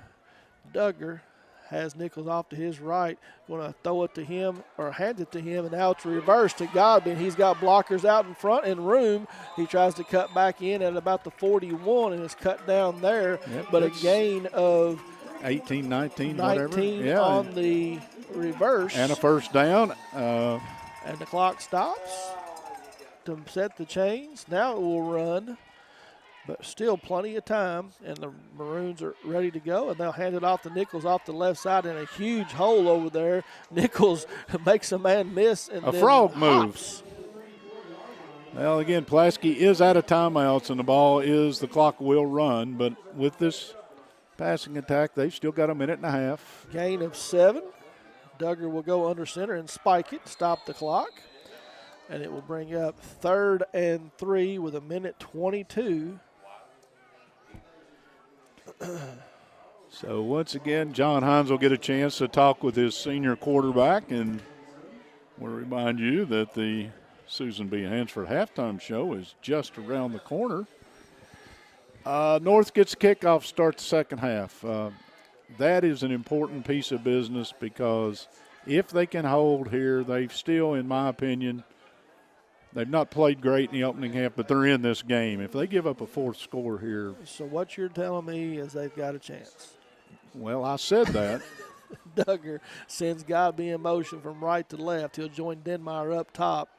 Duggar looks that way, still looks that way. Now he's going to throw it out to Idlewild in the flat, and he's got all kinds of green turf in front of him, and he will pick up at least. How about that for an offensive set, though? You run Denmeyer on the go. You bring Godby out behind him to clear the zone because he's getting a lot of attention, and you float Denmeyer out there with Idlewild, where nobody's at home. Gain of 13 on the play, and get to the boundary. Lake Time Realty first down, and just outside of the Rick Barker red zone. Peering into the Rick Barker red zone. Yes. And now they'll line up in a pistol formation again. Godby behind Duggar. He'll send him in motion. Comes out here to the near side. Duggar drops back to pass. He's looking that direction. Now he's going to toss it out here to Idlewild in the flat again. Cuts back into the middle of the field. Will get inside the Rick Barker red zone, just about a yard short of 2 yards. And the Maroons in a hurry. Duggar will go under center and stop the clock. Spikes it. Oh, fake spike. Fake spike. Now he's looking. He's trying to pull the old Dan Marino. And now he pulls a throw it in the parking lot play. And he did. He threw it all the way across. There's nothing wrong with it. No grounding. Get rid of it. And now we see a couple of bigger bodies. A couple offensive linemen are checking in. Jumbo package? No. Well, that's what he's brought in, though. The ball's at the 17-yard line. You've got to get the first down, but you've also got to, the clock will stop, but can you get subs back in that time? We'll see. But not the true jumbo package, but he does have Abbott in there. Now he fakes it, or the little toss pass to Godby. Godby cuts, and he makes a couple of big miss, and he brings it in. He's going to dance to the house. On the 13-yard touchdown run or pass. I guess it was a shuttle pass. It is a pass. He pitched it forward. And so Godby breaks 1, 2, 3, 4, and 1 at the goal line. Wow. That is a Citizens National Bank touchdown, and that is not a hammer. It is a nail in the coffin with 41 to go in the opening half. Chandler Godby's 3rd touchdown of the night, all of them receiving. And missed Mounts his PAT is up and wide left. So with 41 seconds here before halftime, Pulaski Field here tonight, Northern Middle School night, the Maroons lead the Jaguars 27-0. All right, Chris, got one for you. Okay. How well did they execute the 2-minute offense with no timeouts, by the way? Well, they obviously went down and scored and left 41 seconds to go on the clock. So they Too much time executed left pretty on the well. clock. Well, if you were going up against an explosive offense that was scoring with you, yes. But in this situation, you do exactly what you needed to do, and that's put more points on the board. I don't think they thought the Godby play would be a touchdown. No. I think they were trying to pick up the first down to set up what they were going to try to score, and he just turned it into 6. Henderson Chiropractic is committed to relieving your pain using the true principles of chiropractic care. The caring and helpful team strives for excellence through extraordinary service and patient education. Dr. Henderson provides chiropractic care for injuries occurred during sports, auto accidents, work-related activities, or just everyday wear and tear, the experience you need for the result you want. That's Henderson Chiropractic. So 27-0. Idlewild approaches it. Foot to it, high end over end Gonna let kick it bounce. that bounces at the 13, picked up there by Gregory, and he runs into a host of Maroons as another yellow hanky flies. If you're Pulaski County, you need to make sure that you put the muffler on everybody right now's mouth, because the officials are throwing some hankies. Well, Wesley is pointing Holding. Jaguars away, and it is. So the holding on North Laurel, so that will drop them back half the distance to the goal. And Pulaski's out of timeouts, and I have a feeling Coach Chappell's going to take a knee. Or at least run a very safe handoff right here. And going to clear something up. Okay.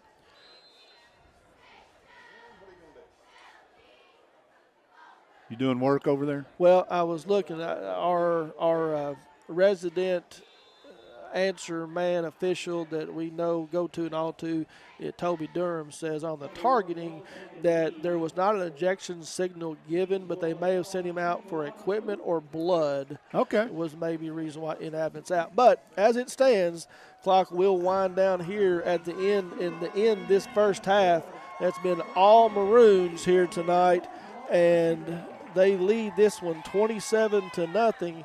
We're going to come back with some Susan Hansford halftime report with some stats, some information for you after these messages. We'll be right back. Since 1988, Toyota of Somerset has been serving and supporting our local communities. We want you to know that we are here for you and your family. Someone you can trust.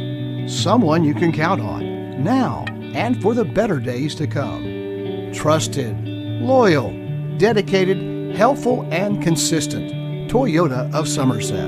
Come see us or visit us online at toyotaofsomerset.com. We, the people of this great land, are resilient and will get through this. And buying and selling is the real stimulus. Land and real estate are the premium investments, and they're not just making any more land.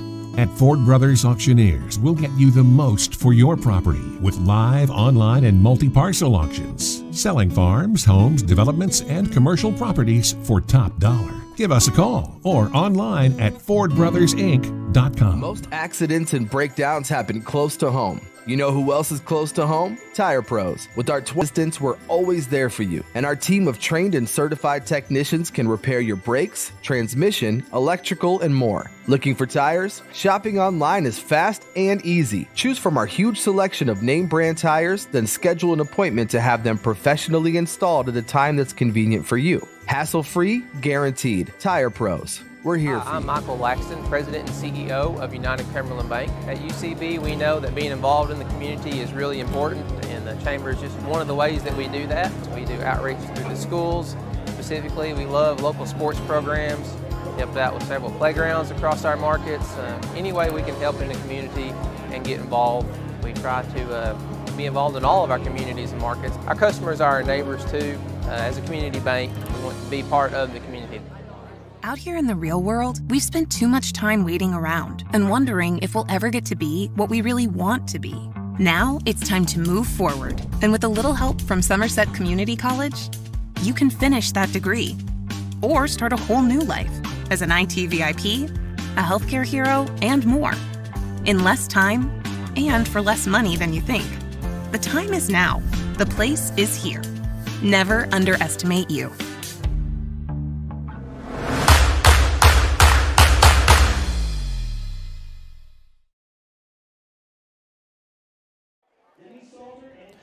And welcome back to Pulaski Field here.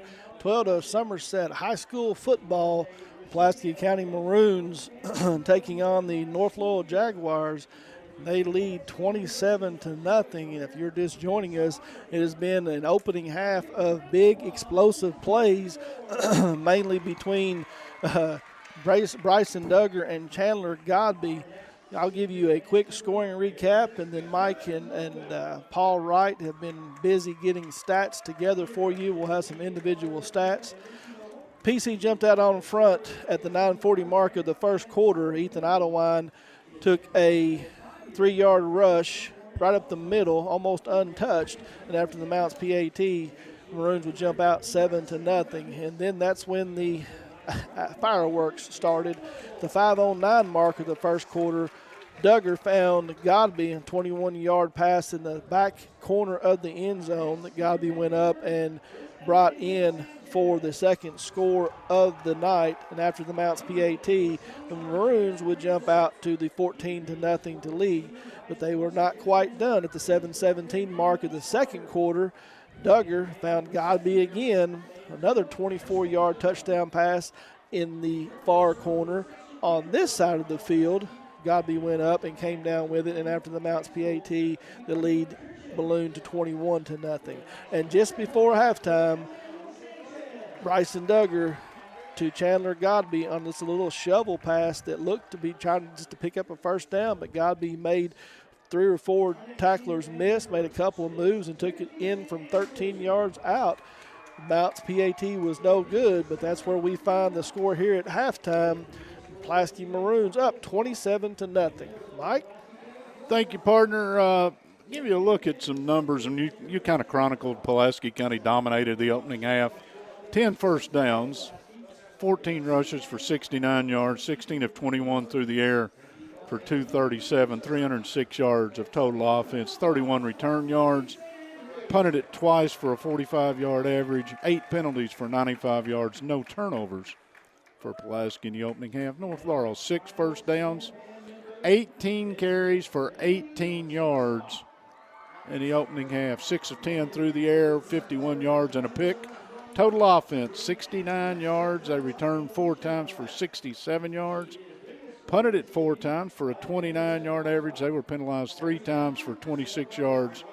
1 interception, 1 turnover in the opening half. For North, again, leading rusher, 8 carries. Gregory has 12 yards. Warren with a couple sacks mixed in with this, 9 carries for -4.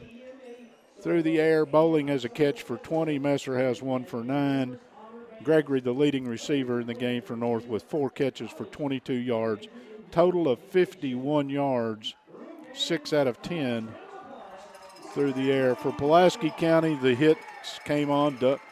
Nichols, 5 carries for 35 yards in the opening half. Idlewine had 4 carries for 6 yards, one of those a 2-yard touchdown. And we'll have to check the replay. My stat man says Godby has a touchdown run that I think actually was a shovel pass, and we'll get that straightened out, I think. Okay. So Godby, by my stats, has 106 yards receiving and 3 touchdowns. Denmeyer, 1 catch for 13. Anderson, 2 for 21. Woolridge, 1 for 35. Nichols, a couple catches for 47. And Idlewine, 3 catches for 24 in the opening half. Godby had a punt return for 6.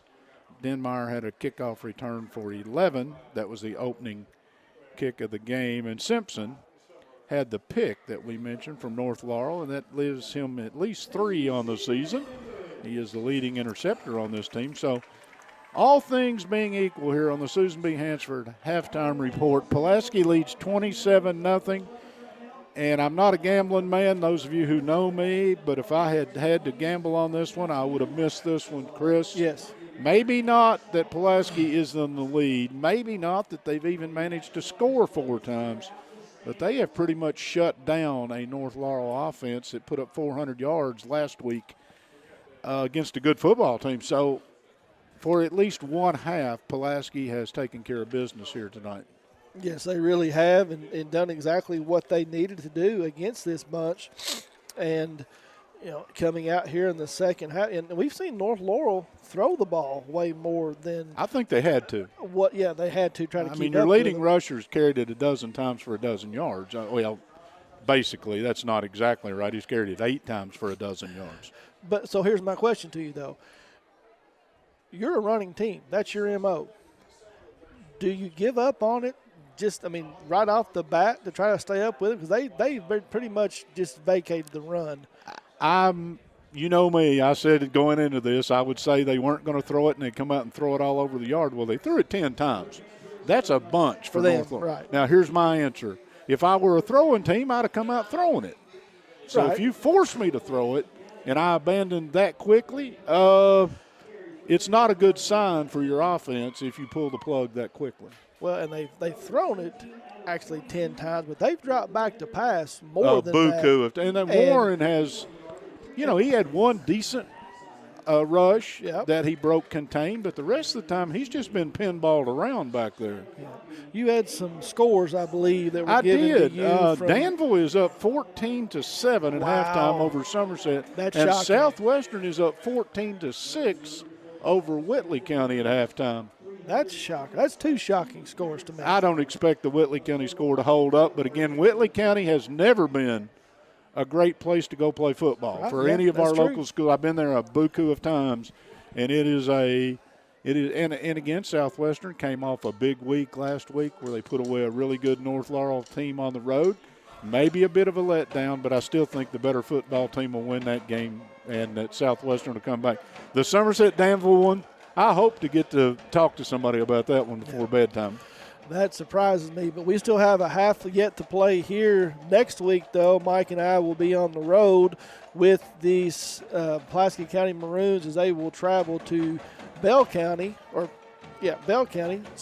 they will attempt to go over there in a non-district game before they come back to Somerset, and will travel over to Southwestern in what is shaping up to be the district championship game at this point.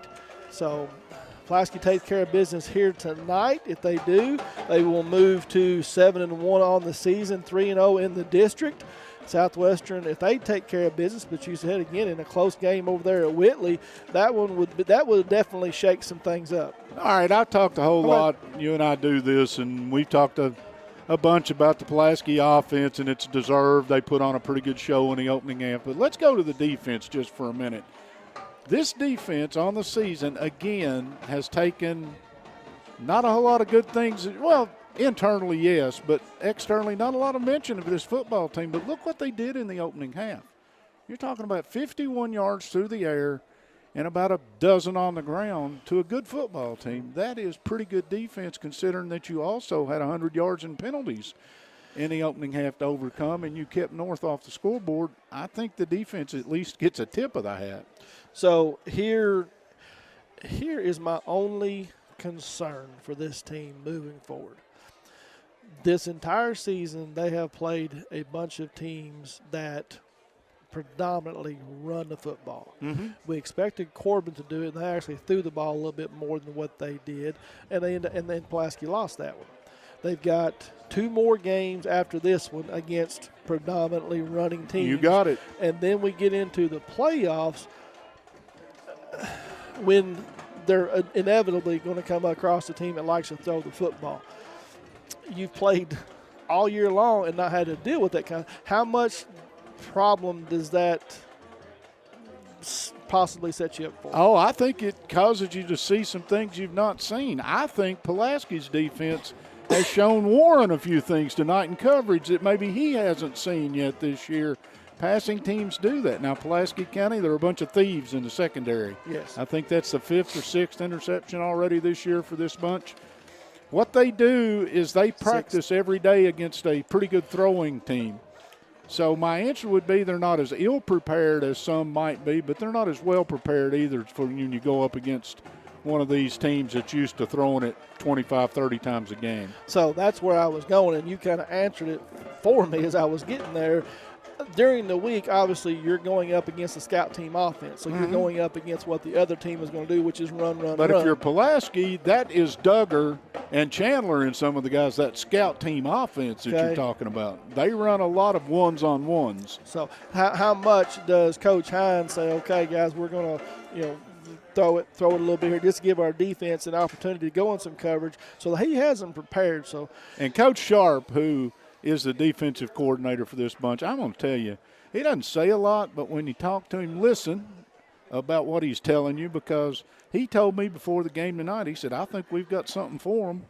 He said, I'll tell you after the game whether I had a clue what I was talking about. He said, so far. But I think we got something for him, is his comment to me. So I think they did have. Now, adjustments. Coach Chappell is a very good football coach. He's proven that over around. His bunch will come out and do something different in the second half. What it is, I don't know. If you're Pulaski, if you come out with we're up 4 scores, all we got to do is play this, play it to the end. We're good. They'll be in a dogfight before it's over with. Or if they come out and post a couple scores, they could be skating. I got one more. You care? Yep. No. They put the extra 3 up yet? You're good. Last week we had the running clock situation, and we talked about it on the air, and I'm going to tell you that I hope Toby's listening still. The crew at North, the officials did a really good job with the way the rules are written. The clock keeper kept stopping the clock like on first downs and things like that. But the guys in the white hat, they were trying to do it the way the rule book says it's done. And as a result, I may have made a comment or two about I see it done differently, but based on what I've been able to find out this week, they were doing it right. They just couldn't get a lot of help from the booth of the guy that kept wanting to stop the clock. And that's typically the case. The referee crews around the state, these guys know the rules. They do a good job. They try to keep control of the game and do what needs to be done. But you've got some parents, people up in the booth that are watching this, that, whatever, and may not be on the same page. All right, you and I are calling the game. How many times do you have to look at me when I say something totally just off the left field because I wasn't paying attention? Quite frequently as we do this. So I agree. If I'm keeping the clock over here and something crazy is going on, I may forget what I'm doing. It happens. I just as long as it doesn't appear to be purposeful, late. All right, we're going to step out. We'll be back. Get you ready for second half action. We will wrap up the Susan B. Hansford halftime show and be back after this break. Rick Barker with Galby Realty and Auction. We're excited to be a part of presenting the 2022 high school football broadcast. At Galby Realty and Auction, we strive every day to offer you the top-notch, most professional real estate and auction service around. We were voted the 2022 Top Real Estate and Auction Company by the Reader's Choice Awards. Give us a call today and let us serve your real estate and auction needs.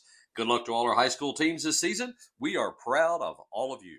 Hi, I'm Michael Laxton, President and CEO of United Cumberland Bank. At UCB, we know that being involved in the community is really important, and the Chamber is just one of the ways that we do that. We do outreach through the schools.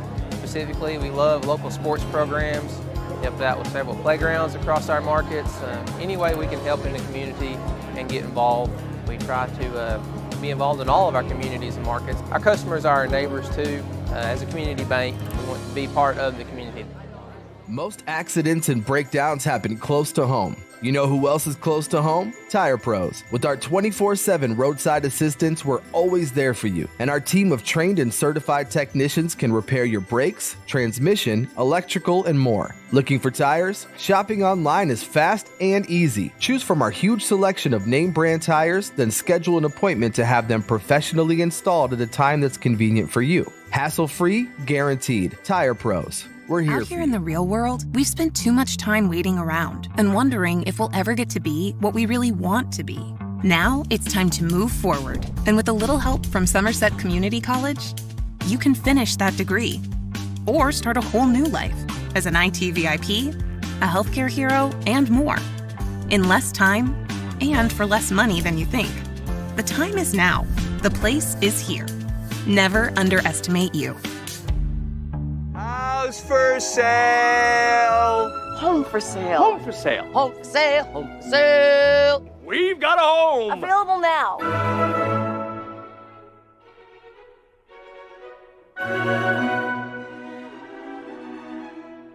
Looking for cash? Well, look no more. Alton Blakely's got cash? Is that cash, Daniel? Yep. And you're giving cash for cars? Yep. For real? Yep. Why not? Then on down to Alton Blakely, where selling your car is as easy as ABC. If you have a vehicle you'd like to sell or trade, it's fast and easy to get paid. And we'll give you top dollar. Visit Alton Blakely today. All the best since 1965.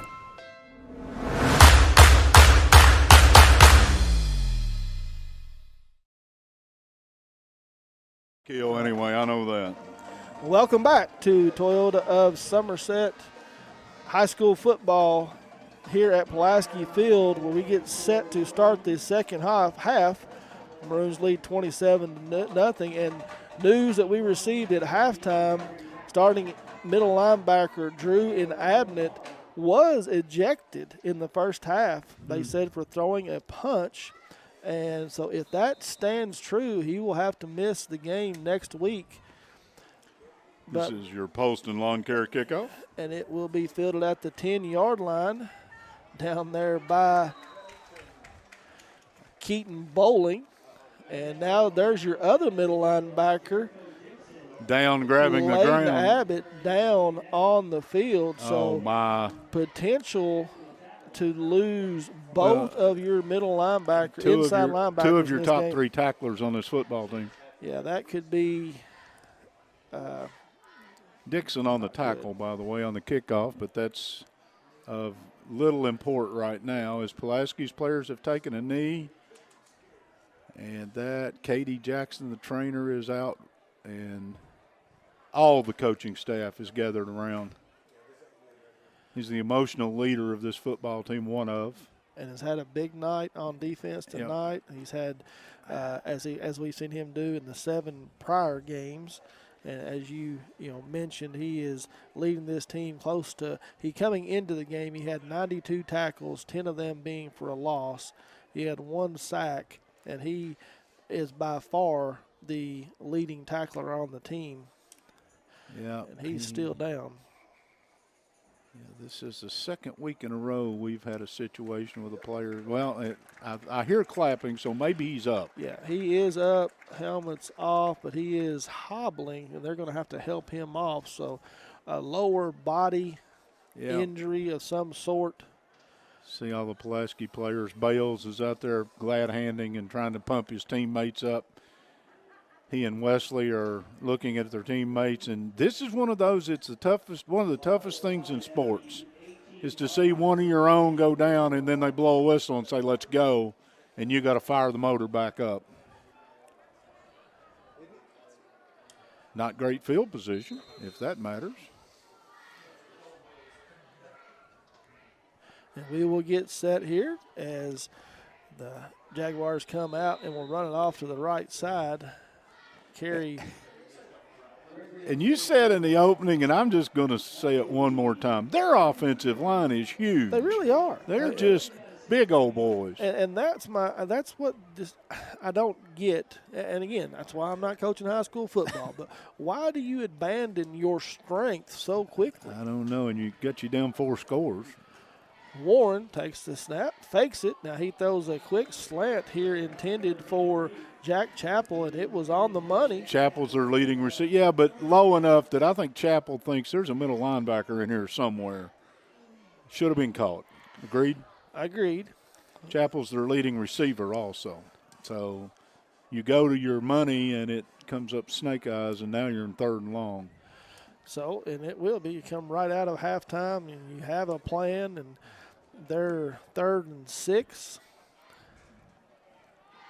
Warren takes the snap, looking right, looking. Now he's going to tuck and run it. He's got all kinds of room vacated over here by, you have right now you have 2 different linebackers in there. Dixon brought all 160 pounds, didn't he, at the end of that one?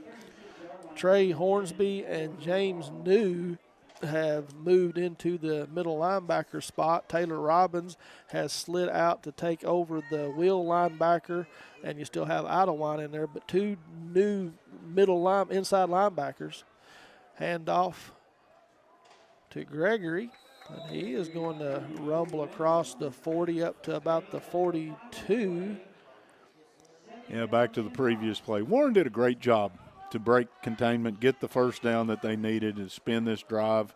Because you got to think, unless they're pinned deep, North's going to be in 4-down territory the rest of the second half because their offense eats a lot of clock.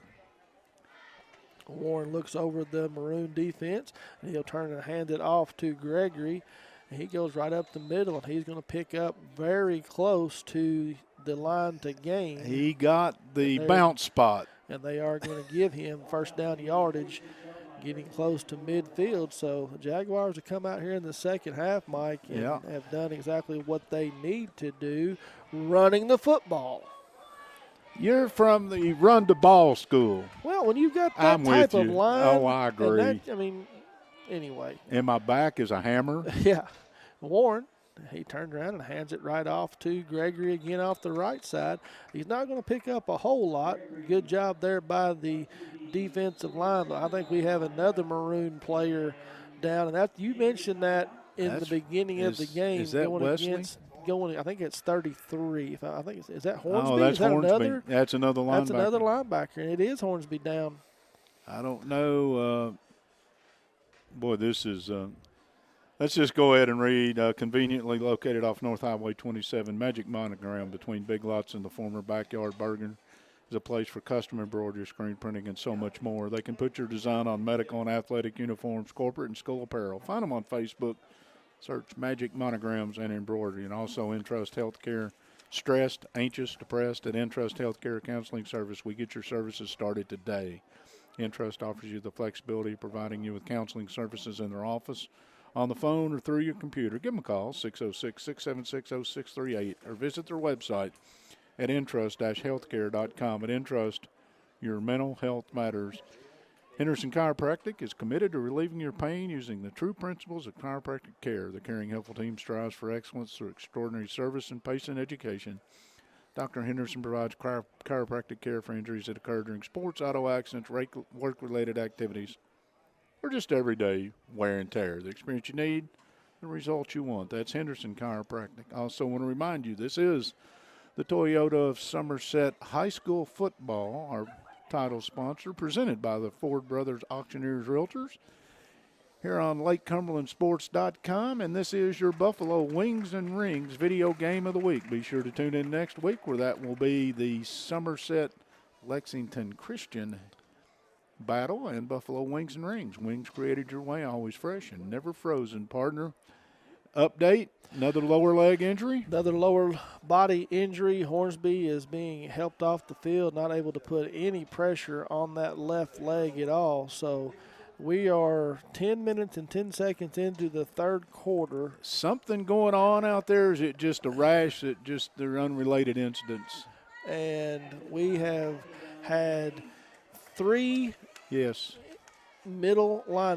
linebackers leave the game here for the Maroons. Warren drops back to pass, and that is that's Robbins. Taylor Robbins. Yeah, checking into the game, and from the outside linebacker spot is taken over for Hornsby, and he jumps up and just whaps it down. Spiked it. But so you've lost Drew and Abnett in the first half, ejected for allegedly throwing a punch. Here's Godby checking in. Pulaski goes to a different defense. Too many men on the field. They go to a zone all over the place. Now Warren looking, and he makes going to throw an interception. It's going to be pulled down out of the air there by Cody Nichols. The Maroons had too many men on the field, so it's coming back. Count them: 3, 6, 9, 12. No doubt this penalty is a good one. Yeah, I think there was actually 13 at one point. Okay, let's go 13. Why not? But anyway, so you've lost in Abnett. You've lost Leighton Abbott to a lower body injury. You have lost now Trey Hornsby to a lower body injury. And you alluded to it before the game started. Going against this type of size, this type of offensive line, you want to try to avoid any kind of injuries. And so far tonight, we've had 2 big ones and an ejection. Illegal participation, and you said 13. I only counted 12, but one of them was hiding from me. No, I was trying to get off. There was another one over here. So after the penalty, that will put the Jaguars all the way down to the 36-yard line, 1st and 10. Erase the pick. Warren, again, looks to pass quickly. He does his best Patrick Mahomes impression. And Kane does his best you won't catch that one impression on Chappell. Yeah, pass intended for Chappell. And Warren just dropped down and threw a sidearm pass. A jump sidearm pass. Around Idlewild, who was showing some pressure, and almost completed it. And Kane, your safety, was literally at the line of scrimmage. Well, he's playing he's playing Chappell. Well, you've got, right now, you have Idlewild and Dixon out here with Kane over top. Fake the throw. Warren pump fakes. Now he's going to tuck it and get around the right side and dive towards the. He's short. Yeah, he's going to be about a yard short. But give him 9 on the carry. That time he did pump fake and got a Pulaski defender to leave their feet. They've had a little luck knocking a couple down, and that was a pretty nice play by the quarterback to set up 3rd and short. It's 3rd and short, and no doubt 4-down territory. Yep. Warren calls out the signal. Now looks over to hard count. Chappell and is going to make a little change and going to hand it off to his tailback, Gregory, right up the middle, and he's going to pick up about 2.5 or 3. Only needed 1, so that will be a 1st down for the Jaguars. Brody Johnson in on the tackle and getting some snaps at D tackle. Now, very similar situation here in the first half. Warren threw a pick. He's looking down the field again, and it is intended. Oh, they're going to get passing interference. Now you're going to get an ill hit on a defenseless receiver. Well, was he hit? I don't know that he ever got hit, Mike. Oh, okay. Well, and Cody Nichols is back there pleading his case to the back judge. I wish we don't have replay of that one, but Kane and Nichols were back there, and the intended receiver, Chappell, went up in the air, and I didn't see any contact. Well, that's what I'm saying. Pass interference. Well, if there was no contact, holding, they had to have called holding then. Defensive holding. Well, they only marked off 10 yards. Yep. Or was that half? That wouldn't have been half the distance. No. So you're right. They called it holding. They had to call defensive holding, but you they gotta didn't make throw up the something. flag until the ball was in the air. That's it anyway. Warren takes the snap. He fumbles it, pulls it out of. He tried to hand it off to Gregory, saw some room to the outside, pulled it out, lost the handle on it. First fumble of the game by either team, I think, and it'll be recovered by the fumbling team. Lucky to get back on top of that one. And Pulaski had 3 maroon jerseys at the point, and I'm surprised somebody didn't hit the quarterback rolling around on the ground. Yep. I am very surprised.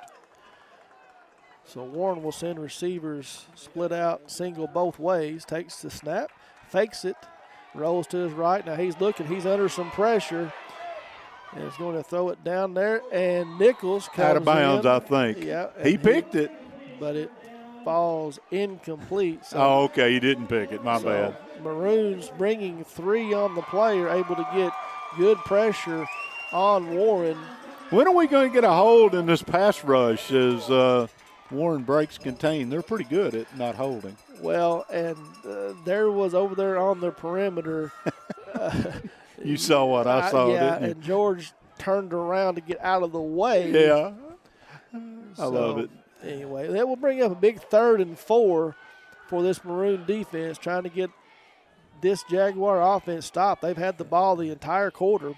Warren drops back to pass, going to throw a bubble screen out here, and he picks up a block and going to get inside the 20 down to the 5-yard line. So the screen play for the Jaguars will be enough to get the 1st down, and they're threatening Mike to get on the scoreboard. Yeah, and in a hurry, too. Here comes more substitutions. Pulaski's got 12 on the field. And no flags. Well, now it's finally dropped in the back of the end zone back there. Yeah, the official on the sideline had to step out of the way of the guy running off the field late, so Pulaski's got caught with 12 on the field again. So trying to sub in to get the heavier package in. 1, 2, 3, 4, 5, 6, 7, 8, 9, 10. They've only got 11 out there now. Yeah, but they got one off the – the side judge had to dodge him as he came running off, but the play was underway. Well, no, sorry. Wesley comes walking off now. He was the 12th man, and they had one running off. So, again, they had 13. Maybe they had 13 again. That's that 4-5-4 defense. That's a good philosophy. But you get half the distance to go there, and it sets up 1st and goal. The only good thing is we're approaching 8 minutes in the third quarter, so North has had the football for the entire third quarter. And Warren is going to take the direct snap, and there, before we do, timeout. Coach Chappell is going to take a Remax Lake Time Realty timeout. No, that's a Ron Shaw Realty. That's a Ron Shaw Realty timeout. Good job, Mike. Thank you. Ron Shaw, I apologize, partner. And next time I see you in a booth at a baseball game, I'll personally apologize. Randall D. Turpin CPA scoreboard shows us that the second half has 7:57 to play in the third quarter. Pulaski still up 27-0. That's the score at halftime, and North Laurel has had the football since we came back to work. And they are in the shadow of the goal, and if they can put it in the end zone, you're going to force Pulaski County's offense to come out and put some numbers up in the second half. And more importantly, I think in all things, is Pulaski's lost 2 of their starting inside linebackers. 3. Well, 2 in this half and 1 adding in the opening half. And it's North. So North comes out again in this power formation. They run the little shovel pass to their leading receiver. Chappell. And he is going to get it around the outside, and what an effort. Yes, he didn't get Simpson is able to bring him down just short. So Chappell broke a couple of tackles, got the outside. Xander Simpson's able to bring him down at the half-yard line, brings up 2nd and goal. Wow. Warren takes the snap. He's just going to take it in himself, and he will get across, and that will be a Citizens National Bank touchdown for the Jaguars. They've had the ball the entire third quarter. At 7:25 of the third quarter, Jaguars now trail 27-6. Don't forget the post-game show, the Alton Blakely Family of Dealerships. Join us after the game on Facebook for the Alton Blakely post-game show. Now's a great time to order your Ford. Go ahead, partner. We saw there the extra point attempted by Mills is up and good. And at 27-7 here, Maroons lead the Jaguars and get set to take over the first possession of the second half. That might have been one of the longest extra points I've ever seen kicked in this football field. He got way back there, didn't he? He did. He got that one back to the edge of all the fencing back there. Once again, I want to remind everybody that this will be a Post and the Lawn Care kickoff. Any more than lawn care, they offer landscaping, tree cutting and trimming, gutter cleaning, and more. Give them a call, 606-305-1841. They're so happy to help. North Laurel has 123 yards in offense, and these are the stats that I love. Pulaski has 122 yards in penalties. Wow. So North is now 1 yard ahead of Pulaski in total yards versus penalties. Update score from up north. Somerset traveled up to Danville tonight and trailing 21-7 end of third quarter. Wow. And Mike, we're going to see an onside kick attempt here you by think? The Jaguars. Maroons have the hands team on. Big hop right at the 50-yard line, and there is a collision. Ball comes loose, and it's fought for. There's a Maroon on the football. Now, can he hang on to it through the scrum on the bottom of the pile? And there's Kane getting up. It's Wesley. Aiden Wesley. Wesley said it's with mine and you can't have it. Like the Kane got stuck in the middle of that one. There was some. Now the officials are going to have a conference.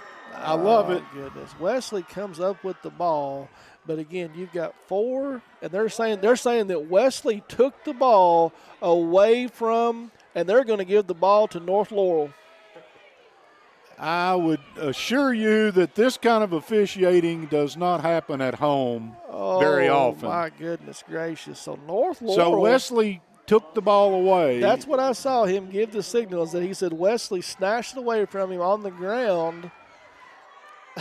And that's the official, by the way, who's standing right in the middle of the North Laurel bench, so I'm sure he was getting a little help. So North Laurel takes the ball back over. Warren in a hurry throws it out there. Another little bubble screen out there to Keaton Bowling, I believe. And he turns upfield, gets a block, and is going to pick up close to 8. Wow. So, much like last week, Mike, we saw the Maroons with a bigger lead than this, 49-0, come out in the second half. South Laurel scored 3 quick ones.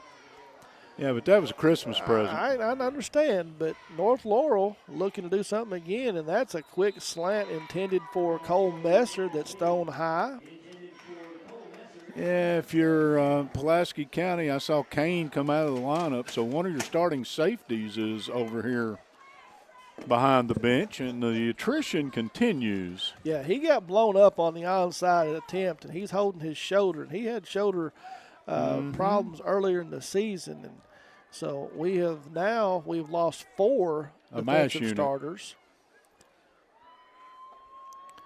So Warren takes the snap. He turns around and hands it off to his big running back Holmes, and he gets around the right edge, finds a hole.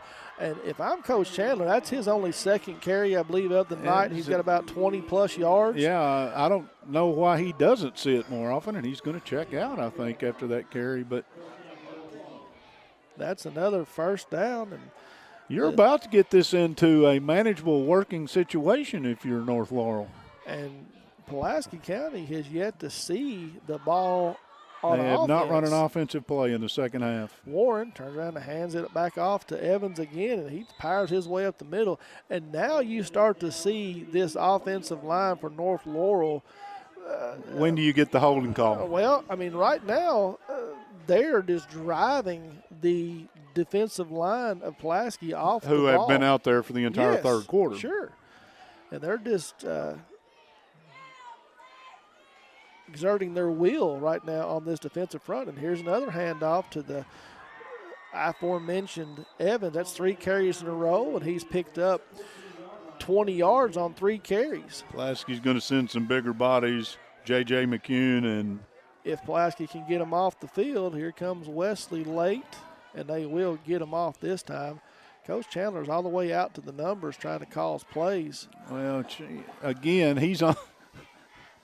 If they substitute, there's no rule in high school. Right. Warren takes the snap, hands it to the smaller back, and this time he is dragged down there by Connor Haste. No, that's Bryston Brown. That's Brown in there on defense. I had the 68 change, I thought, but that's Bryston in there on defense, and he jackknifes through the offensive line. So 5:22 here in the third quarter. The Jaguars scored their first touchdown of the game, recovered the onside kick, and threatening again. And if you're Pulaski's offense, you literally haven't taken a snap for about 45 minutes now, so counting Warren halftime. Spreads them out, fakes it. Now he's looking to tuck it. He will run off the right side, had some space, makes a nice move, makes a man miss, and then he is corralled there by, and here comes a late flag. And they're going to get Pulaski probably for. No, I think they had Xander Simpson was getting driven. Keaton Bowling drew Look right him. here. Now, here's another injury. That's Bryston Brown. But I believe we're going to get a foul or a penalty on North Laurel. I'll go offsets. I think we'll call it both ways. We have another injury timeout. Signal from the Dead ball, referee. personal foul. Yep, and it will be, again, I saw Keaton Bowling was back there in the back corner of the end zone driving Xander Simpson. again, I'm going to ask another dumb question in a different way. Is there anything going on that would be causing all of these lower leg injuries? Well, yes. Is somebody cutting? Well, that's where I was going to go. I've not been able to watch it back behind, but you've had 2 linebackers with lower leg injuries, and now you have a defensive lineman. That tells me somebody's hitting low. Well, it would. Now, I'm not saying North Laurel's being dirty. That's not where I'm going with that. No, I didn't say that. Yeah, I'm just I know saying. you didn't, but I want to reiterate that that's not what I'm saying. But when you have 3 lower leg injuries. And North Laurel is huddled in the sidelines, but they're going to have to come our direction for a ways because the football's at the 21-yard line. So that's a big third penalty. down. Yeah, big penalty drives them all the way back out of the red zone, now at the 21-yard line. If you're Coach Chappell, that one hurts. Yes. So the Maroons defense trying to get a stop here. Warren drops straight back. He's still looking. He's got all kinds of time. He attempts to throw it out there to Ethan Gregory, but it goes through his hands. Would have been well short of the first down. So it will bring up 4th and 17.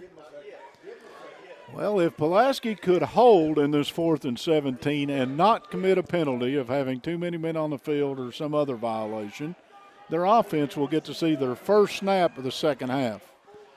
And North Laurel will go for it. I would have thought so. Yeah. 4th and 17. Warren drops back to pass. He's looking. He's got plenty of time. Being chased down by McEwen. He doesn't get there. Now Warren's going to throw it to the back of the end zone, and it is going to be intercepted back there by Chandler Gobby in the game playing safety. Yeah, that'll cost Pulaski a few yards on the turn, but you'll take the pick. Yes, and Gobby will bring it out to the 8-yard line. So second interception of the night thrown by Tucker Warren. Xander Simpson gets his 3rd of the year, and Chandler Godby gets his 2nd of the year. And Bryson Duggar. Hey, welcome to the game, Bryson. Hey, buddy, where you been? At 4:27 to go in the 3rd. We haven't seen you since 2nd quarter. Yeah. And he will come out, and he will bring Nichols off to his left, send Woolridge and Denmeyer to the top. It pitches it out to Nichols on a sweep around the left side. Cornerback comes flying up there. That's Carson Morris, able to trip him up, but he will pick up 3 or 4. I see Kane is doing a lot of shoulder movement. I think he's getting ready to see action again. He looks like he's gearing up to go back. Everybody else is holding down the bench in the injury squad over here. I have not seen Ed Abnett or Abnett on the sidelines. So I think they've taken them to the locker room. Yeah. Duggar takes the snap, fakes it, and rolls out to his right. And he's got Wesley crossing behind the linebackers in front of the safeties, and a big gain from Duggar to Wesley, and that will be the first Remax Lake Time Realty first down of the Maroons of the second half at the 3:48 mark. Did you see Wesley and Johnson pat each other when that was over? No. That's pretty cool stuff. Duggar hands it off to Idlewind. He cuts back to the right side and is only going to be able to pick up 2 or 3 on the carry.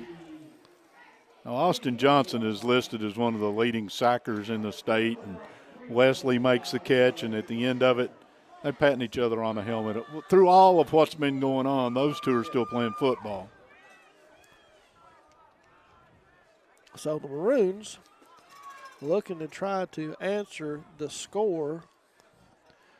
And for the first time, letting a little clock run. Duggar looks over. The play clock never started. Yeah, we're still at 40 seconds, so plenty of time. Since Denmeyer in motion, Duggar's going to throw it to him out there in the flat. He trying to make a man miss. Good open field tackle out there by Carson Morris, but Denmeyer is going to pick up 7 on the play. We'll bring up 3rd and 2. That's our line of the night unless somebody comes up with a better one. There's plenty of time left on the play clock. It's sitting at 40 and not running. And it still hasn't moved. No, it's still stuck. We must have a malfunction. We have a clock issue. So Duggar brings the Maroons to the line. 3rd down, drops straight back to pass. Now he's flushed and will roll out to the left. Flag flies in from the sideline. Ball came out. Yeah. What do you got this time? Well, he did not get the first down. Nope. Flag flew in from the side judge over there. Yep. Quickly. So I don't think Pulaski didn't have an opportunity to get down the field to hold. So this has got to be on North Laurel. You think? And it's going to be holding on North Laurel. Okay. All of a sudden, and I'm not being a conspiracy theorist, but the flags are beginning to go the other way just for a time or two. Well, the dead ball personal foul down there was huge. Well, and here's the thing, though. You've got a team that, was looking to challenge Pulaski and Southwestern this year. They've lost 2 games. They've only lost 1 in the district. They're getting thumped 27-0. A little frustration probably set in. Duggar takes the snap, hands it off to Idlewine. He's going to cut right back up from the middle. Now, on that particular play right there, Mike, we've seen that is a staple of John Hines' offense. Yep. That read zone, it's just outside a read. zone. Yep. And very, very rarely do you see that running back just go ahead and continue on around the outside. They don't have They always cut back. Now, you give him somebody that's got 4.4 speed, you'll see it. This time Duggar fakes it, and he's going to roll out. And he's got Wesley again. Sweet. And Wesley goes up and makes a great catch. Just picks it out of the air, and that will be a gain of 6. Well, they're going to bring it back. It's a gain of 14 on the play, and that will be another RE/MAX Lake Time Realty first down. And these Maroons are matriculating the ball down the field. Matriculating. 1 minute to go here in the third quarter. And 40 seconds left on the play clock. Plenty of time. And there's some barking going on here still from the sideline. Duggar turns around and hands it off to Nichols right up the middle, and he's going to pick up 8. And here comes we've got this could get bad. We got hats being thrown. We've got flags. You had the cheap shot that started it when you knocked the standing around lineman on his keister. And that's your starting center who was involved in that. And then after that, you got Bedlam. Yeah, and you're going to have multiple personal fouls, offsetting. Declan Hayes, your center, right in the middle of it. Yep. He was the one who took the initial shot that knocked him off his keister.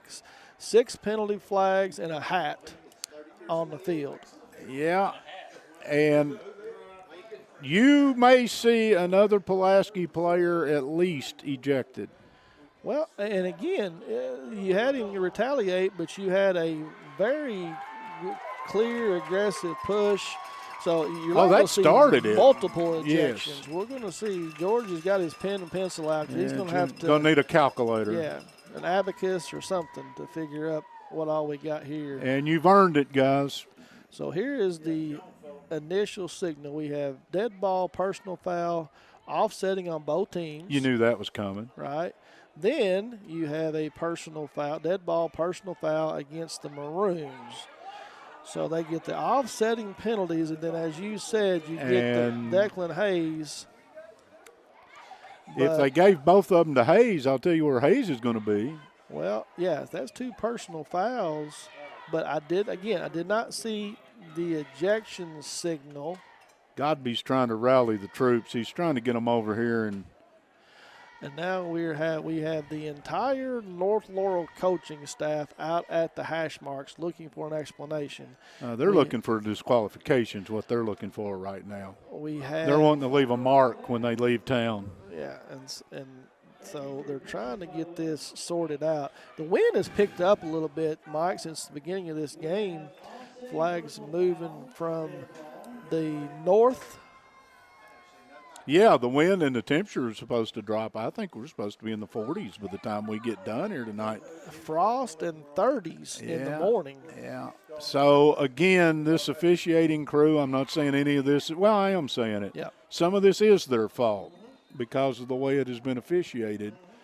But Declan Hayes will stay in the game. Okay, that's good. He's in the huddle there and comes And the penalty. Now, hang on a second. Wait, it was marked off against North Laurel. Yeah, so again, this is the second time I tonight. got nothing. Yeah, second time tonight that he's pointed one direction and they marked it off the wrong way. We need the Calliope and Dancing Bears and maybe the theme from Jeopardy right now, guys. But it's Pulaski football, first down at the 15-yard line. I can't wait to watch the replay of this one when I can sit and see everything. In the Rick Barker red zone after the, again, it had to have been on North Laurel. North Laurel's got 12 coaches on the field. Well, I don't know if that's illegal. Now but we're going to get a Ron Shaw Realtor timeout here from the Jaguars. Don't forget, Kemper Furniture, we're going to pick a lineman of the game when this thing is over. We'll pick a Somerset Community College offensive player of the game. We'll pick a United Cumberland Bank defensive player of the game. And if we can pull it off, we'll have a post-game interview with John Hines on the Alton Blakely Family of Dealerships post-game show on Facebook. All that coming up at the end of this. And we've still got a quarter to play plus 32 seconds. Yeah, this is not the fourth quarter. No, we are nowhere near done. This was a bizarre third quarter. I'm just going to leave it at that. There has been one touchdown scored, and Pulaski is threatening to answer that. So you think George just pointed the wrong way for the second time tonight? Second time. He had to have. He had to have because it was marked off against North Laurel. I told you he's right, though, if you ask him. Yeah, well, so 1st and 10. Duggar empties the backfield. He drops straight back looking to pass. Now he's going to throw it out here in the flat to Nichols. Nichols comes back into the middle of the field, makes a man miss, and takes it down inside the 10. And we'll pick up close to 7 on the play. We'll bring up second down. Pulaski does not have to run a play unless they choose to here, but looks like they may take a snap before the end of the quarter. And the play clock is dead. So they don't have to worry about it, but Duggar will take the snap. He throws it back there intended for Godby, and at the end of the third quarter, Godby scores the touchdown. A Citizens National Bank touchdown. And turns and tells the safety about it too. So a 9-yard touchdown pass from Duggar to Godby, and the Maroons have answered the score and now go out 33-7. By my count, that's the 4th touchdown pass that Godby has received tonight. Yes. Not a bad night's work. At the 0-0 mark on the clock. Mounts attempts the PAT, and it is up and good. No flags. And on the Randall D. Turpin scoreboard here at the end of the third quarter, we are going to step away where the Maroons lead 34-7. Since 1988, Toyota of Somerset has been serving and supporting our local communities. We want you to know that we are here for you and your family. Someone you can trust. Someone you can count on, now and for the better days to come. Trusted, loyal, dedicated, helpful, and consistent. Toyota of Somerset. Come see us or visit us online at toyotaofsomerset.com. We, the people of this great land, are resilient and will get through this. And buying and selling is the real stimulus. Land and real estate are the premium investments, and they're not just making any more land. At Ford Brothers Auctioneers, we'll get you the most for your property with live, online, and multi-parcel auctions. Selling farms, homes, developments, and commercial properties for top dollar. Give us a call or online at FordBrothersInc.com.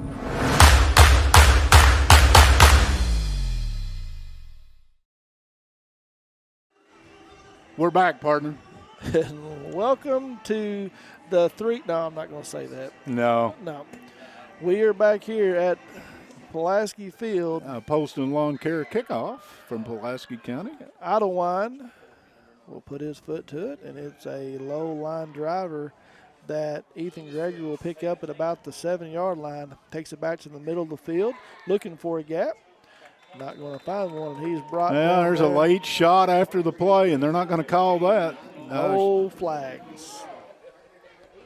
Well, Toyota Somerset High School football And we've seen just about a little bit of everything tonight. Brady Kane is a tough cat. He's back out there on defense, and this one is not over. Yeah, glad to see him back out there, though. And you have right now at your middle linebacker spot, you have James New is checked in there. It's nice to have a senior like New to be able to plug in there. Warren will tuck it and try to keep it himself off the left side, and he's going to be dragged down out there. They're going to Trey Horton. No, Trey's not in the game. I've got 32. That's Sorry. Robbins. That's Taylor Robbins who's out there. Got some stats for you on Pulaski here in a minute when we get a dead ball. Paul's giving me some interesting stuff. Brody Johnson is in at the other linebacker spot. Warren drops straight back to pass. He's got time. He's looking. The Maroons doing a good job coverage, but giving that much time, he's going to find somebody, and he will find. I'm not sure he caught it. Well, they're going to give it. He did caught it. Yep. Okay. Elijah Miller comes sliding across at about the 34, 33-yard line, so gain of 13. And we will not have a replay. No. And the 40-second clock's not working. They didn't buzz down from the booth. Handed off to Gregory, and he powers his way right up the middle and is going to pick up 7. Duggar's 22 of 27 for 297 and 4 touchdowns tonight. Did I say that slow enough? You did, yeah. That's a pretty nice stat line. So 2nd and 3, Warren takes the snap, turns around and hands it off to Gregory again off the left side. First down. And he is going to get just enough. Godby 9 catches for $117 and 4 touchdowns. Just under his average. Colton Kane's going to check in on the defensive. Actually, check in at maybe in at linebacker. I thought he'd be as a down lineman. Yeah. Godby came into the game, Mike, averaging 18.5 a catch, 148 yards a game. So well under his average. Just a below average night for the young man. Gregory tries to get around Great outside, play. and Xander Simpson comes up. Oh, man, just cut around the backside of the blocker and got the feet. Yeah, did exactly, played that exactly how he needed to play it. Textbook, especially when you weigh $160. And the guy coming at you weighs 320. So gain of 1 on the play. North Laurel threatening to get into Pulaski territory. Warren rolls out. He's looking. Pressure off the backside. Oh, and Idlewild had 6. Idlewild was seeing green grass, wasn't he? Another pass by Warren that Jericho Dixon got up under the chin of his big partner, and I think he was saying, come on, man. Godby will come in at safety, and they'll go to a nickel package, and people running all over the place. Let's count for 11. Whoops. Now we're going to run one back on. We only had 10. 4, 6, 8, 11. Now we got 11.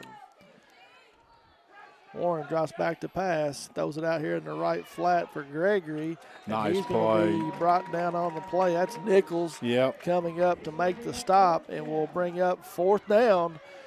These Maroons, the defense has been on the field for a long time here in the second half. Yeah, the offense has had 1 possession.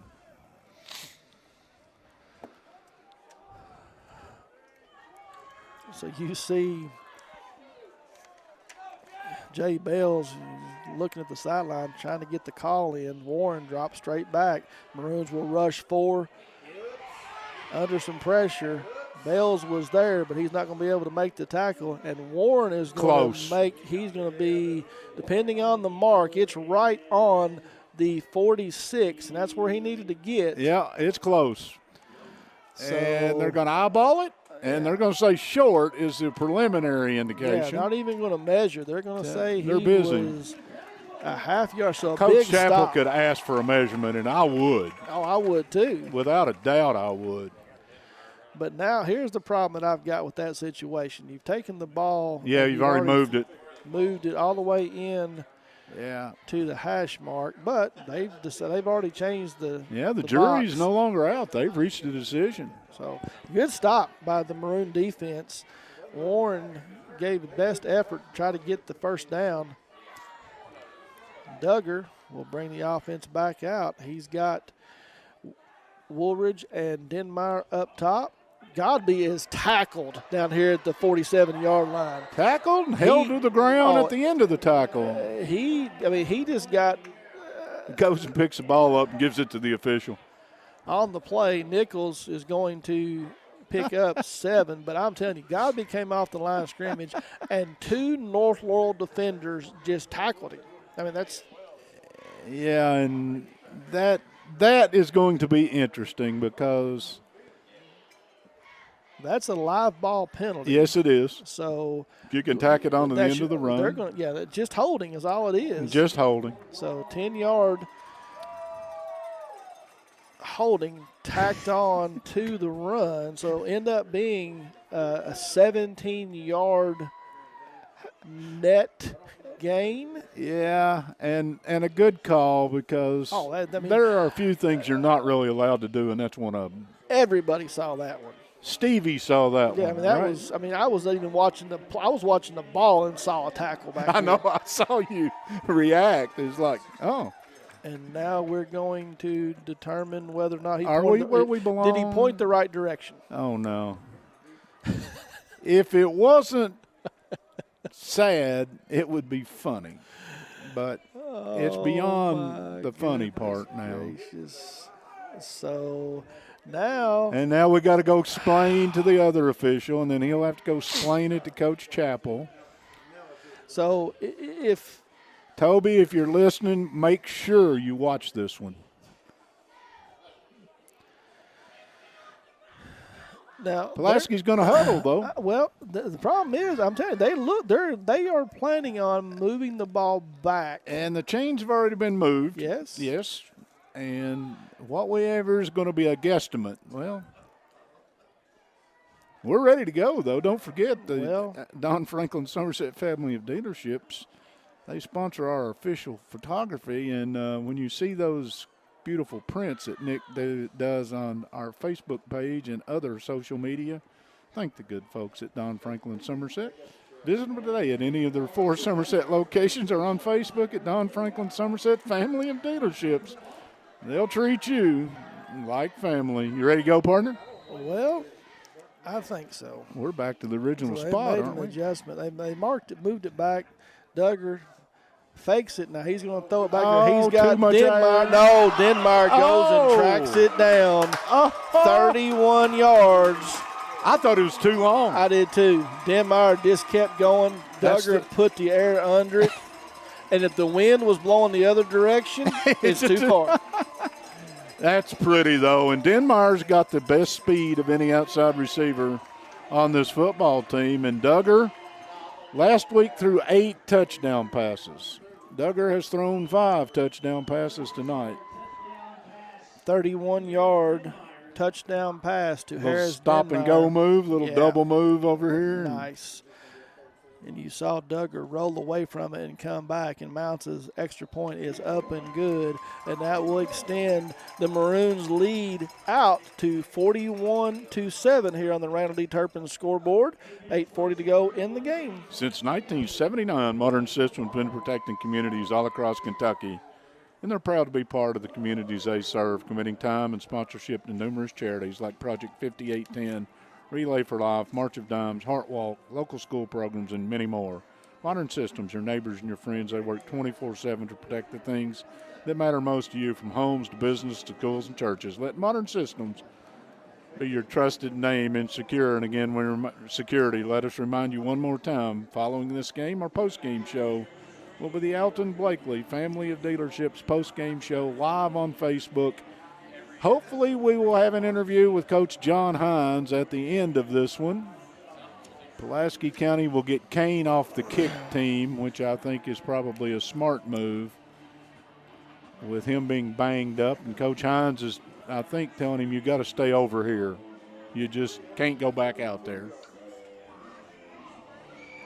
You've lost 3 linebackers. Yeah, well, and Brown sitting down there, I think I see tape across the shoulder here. Idlewind puts his foot to it. will drive Gregory all the way back inside the 5. He comes back up looking to try to get around the left side. He's waiting for blockers, and he's going to be brought down at the 20-yard line. There on the tackle is Jay Bales. Jay Bales had a little assist from Dylan Elliott. And checking to see what defense will be out there. Obviously, the linebacker core will be a different crew, but everybody else did. Kane go back out? Kane and Nichols back in there at the safety. Okay. You've got Simpson and Dixon at corner. Normal suspects. You have James New and Brody Johnson in at the inside linebackers. Idlewind at the outside hands it off to Gregory around the left side, and over there on the tackle is Brady Kane coming up from his safety spot. Gain of 2. 41-7. I would have not covered in this one if I had been gambling. I thought Pulaski may be a 2-score game when this one started. Warren takes the snap, sets the screen up out to the left side, and again over there, that's Dixon doing a great job from his cornerback spot, getting around the would-be blocker and makes the tackle. Colton Kane also out there in the middle of that, so he must be at one of the linebackers. He is. He's in there at outside spot. They've moved Wesley down to the line. They've brought Idlewind in. They got Colton Kane in. Pulaski single high safety. Warren drops back to pass. Maroons rush 4. Throws it out in the left flat. Pass intended out there for Chapel. Didn't come away with it. A lot of drops tonight by this Jaguar receiving crew. Drop passes are usually a sign of a little loss of concentration. That's when you start to, and you can understand it. I mean, this is a team that for 2 weeks in a row they've been pushed around a little bit. Warren on 4th down drops back to pass. He's looking. He's going to find Chapel on a crossing pattern, and he's going to pick up first down yardage. Ooh. And yet he's driven down into the turf. You hate to see those. The landing on that one hurts. Yeah, and he comes up hanging that right shoulder just a little bit. James New tracked him all the way across the formation. Is he going to check out? Yes, he is. So first down for the Jaguars. 7 minutes. Ball handed back up the middle to Gregory, and nowhere to go there. The whole interior 7 in on the tackle for the Maroons. Yep. Pick a number there, Jay partner. Bales, Aiden Wesley, Connor Haste. Yep, just pick a number on that one. So no gain on the play. 2nd down. Warren going to hand it off to Gregory on the line around the left side this time. And Kane, my goodness. Comes flying up from his safety spot. And no gain. So great tackle. Glad to see him out there and able to do that. New was stretching it, and I thought he was going to outrun New. And here came Kane on the inside angle, and pretty good tackle. Shot the gap. Shot the gap, they say. Maroons will only rush 3 and drop 8. They're not even going to Home rush. run. They're staying back. That was the drop 11 in the coverage. We saw Bull County do that one year against Pulaski County when Chuck Smith was up there. The first time I ever saw the old drop 11 defense, and it's crazy to look at the first time you see it. It's like and they really didn't drop 11, but the 3 defensive well, the 3 defenders just stay home. Well, they were spying. Yeah, they were sitting there. They weren't trying to rush. They weren't creating any okay. lanes, and they were just spying Warren. And if he was going to try to take off, they were going to be there to stop him. 4th and 10. So 6 minutes and 3 seconds here in the 4th quarter. And again, same formation. They drop 8 in the coverage, 3 defensive linemen, and Warren going deep, and he's just going to overthrow Jack Chapel down at about the 20-yard line. Can I bring something up? Will take over again. Pulaski's going to take over on downs at the North Laurel 37-yard line, somewhere in that neighborhood. Yes. Pulaski's 1 score away from this being a running clock. And that would be amazing. It would be more than amazing. Lexington Bull County got beat. Bull County got beat. That happens Southwestern. once every 240 years, isn't it? Isn't that it's a sign, right? I think so. You've got Southwestern, who was leading after the Oh, third. yeah, they took care of Whitley. Well, I'm assuming they did. They had pushed it out to 2+ scores. Danville is beating Somerset. Duggar still in the game. Takes the snap, turns around and hands it off to Idlewild, who's checked in at running back, and he's going to cut it back into the middle of the field and going to pick up 5 or 6, give him 6 on the carry. Okay, you are you a big RPI guy or whatever they do No. all these ratings? No. Do you know these two teams were separated by a few thousandths of a point coming into this game? I did. Okay, I'm And just throwing that up for fun. Well, that just goes to show you how much the RPI. How absurd it Yeah. really is. So Idlewild from the Whoops. Wildcat will take the direct snap, and he'll pick up 5 on the carry.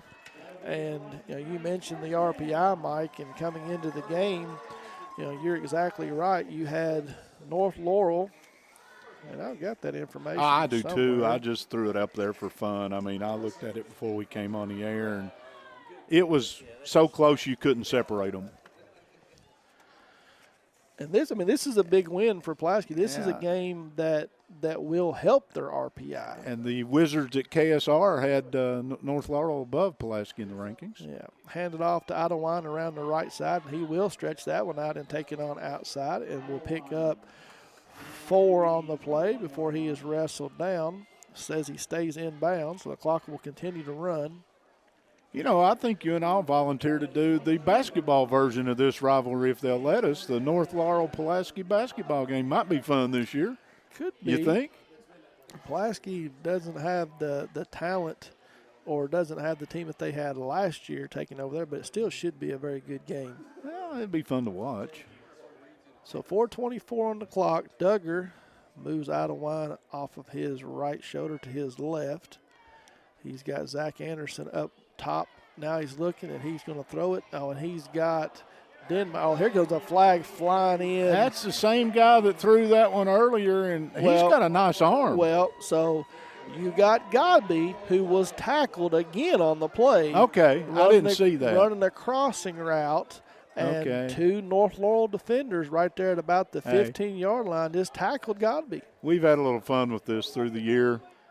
We talked about some teams not paying enough attention to Godby. Now they've pushed it a little too far. Yes. They're paying a little more than too much attention. Yeah, you're going to get a pass interference on this one. Coach Chappell out, hands on hips. So Duggar was coming toward us and off balance and threw that ball over the middle. Had And I would, Denmeyer. yeah, and I would have thought, don't make that throw, and he almost hit Denmeyer. But Godby has taken a beating here in the second half, and not from a tackle standpoint. He lines up in the slot up at the top this time. They're just going to hand it off to Nichols. He puts his foot in the ground and cuts it all the way back across the formation, and he's going to get down inside the 5-yard line. So after the penalty, we had a Remax Lake Time Realty first down, and the Maroons are in the Rick Barker red zone. Again, 3:50 on the clock here in the fourth quarter. Idlewild set to take the Wildcat for snap. He takes it, makes a man miss, and he will dive in from 5 yards out. So 5-yard touchdown by Ethan Idlewild. A Citizens National Bank touchdown. So all right, partner, I got one word. Okay. Wow. Yeah. I didn't see this coming. 47-7 extra point to follow. This one should open some eyes around the state, too, that PC's the real deal. Well, offsides, no call. No call. Mounts his snap. Bink. Hits the upright and will be no good. So 2 missed extra points from Mounts tonight. Do you know what the odds are of hitting that pipe with a football It's from not any good. distance? And here's the crazy thing about it. You get some of these NFL kickers, they work on, they do that. They try to hit it, the post. and they're pretty daggone accurate. I've tried to throw a football and hit it a few times and never got close. So, anyway, that was just a little bit of entertainment. This will be, partner, a Poston's Lawn Care kickoff. You have done a great job keeping up with that tonight. It's about time. I mean, you have been telling me to do it for weeks. We thank the good folks at Poston's Lawn Care. They do more than lawn care. They do landscaping, tree cutting, trimming, gutter cleaning, and more. Give them a call. 606-305-1841, and they say we are happy to help. Thank you all. And so with that latest touchdown, the Maroons extend their lead out to 40, so we should be in the running clock mode. This last 3:40 should fly by. Bingo. Idlewind, that is Idlewind. He puts his foot to it, drives it down to about the 12-yard line. Returned by Gregory. He's picking his way around the left side, and will be brought down just across the 25. And the clock does continue to run. I'm just trying to keep an eye on things to see. Everybody does it differently, and I'm not sure that the way it's been done here at PC Field is the right way. So I think I know what the rules are. I'm going to try to follow them a little bit in the future. So did Idlewind have the touchdown, or was it Nichols? It was Idlewind, I think. That's what I thought. It was 26? Oh, it was Nichols then. Well, 26 is Nichols. Well, the senior gets a touchdown, so let's give it to Nichols, guys. My bad. Well, I mean, we all had it, but I had a message here. Nichols, again, Toby okay. Durham keeping me on my feet. Toby, toes. hey. Toby, why didn't you come and do my job tonight? Why didn't you come referee this game tonight? That would have been a blessing. So I've done a poor job of refereeing it. Not Idlewind. That was Cody Nichols on Very the good. 5-yard touchdown. Warren looks to pass. Now he's going to tuck it and run. Makes Good a job. couple of tacklers. He's the quarterback of this football team. And guess who just checked into the game? And I know I'm rambling. That's Gunnar Lovelace, who's run on the field. If you were with us last Friday night, you don't know how good it is to see that young man jog out on the field and take some snaps. Yes. Jay Bell's had a big game tonight. We'll check out. Warren turns and hands it off to Gregory. All right, flag oh, flies I'm sorry. in. I'm sorry. And the flag does not stop the clock. So after just between me and you, don't forget you have to pick an offensive player of the game. You have got to pick a defensive player of the game and a lineman of the game before we wrap this thing up after a while. And another penalty against the Maroons. Targeting. You're kidding me. Targeting against the Maroons. I know where I'm going to spend about 2 hours of my life. I'm going to rewatch this to see if I've missed as much as I think I've missed tonight. Partner, it's going to take you a lot longer than 2 hours. All right, 4. I'll give them 4. I'll sleep through part of it. But you can watch our games if you wish. You can go, and they're all archived, and it'll be fun.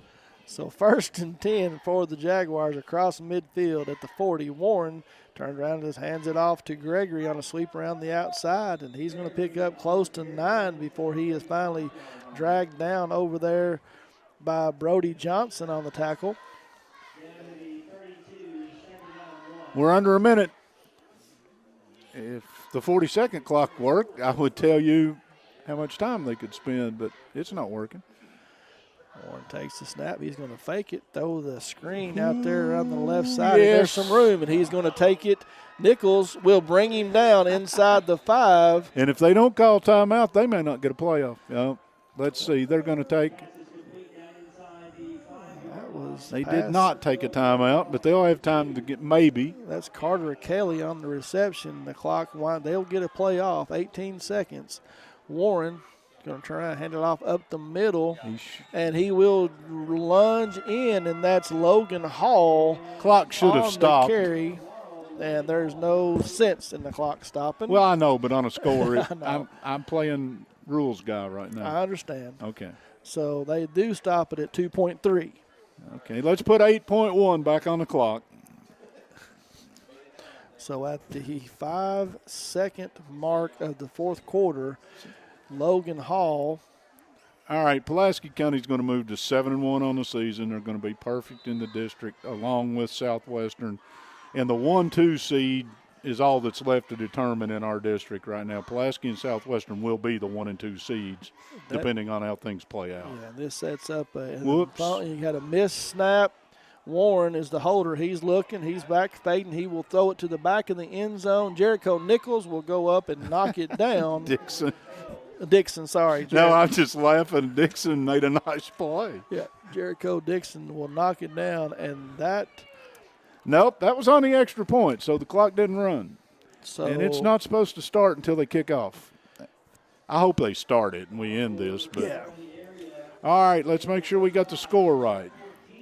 47-13. PAT was no good, so that does take the score to 47-13. Now, I didn't, partner, if you think about what I said before the game, you asked me what I thought, I said it would be 35-13 or 17. And they do let the clock go. And they do, so that will bring us to the conclusion of this battle between the Maroons and North Laurel High School, and we will get some hardware going here in just a few minutes. We'll give you a scoring recap. We'll give you some stats, but the Maroons do win this one going away 47-13. The Mash Bowl, we will call this, though. Pulaski County's got a whole lot of guys that it'll be interesting to see who can suit it up next week. Stressed, anxious, depressed at Intrust Healthcare Counseling Services.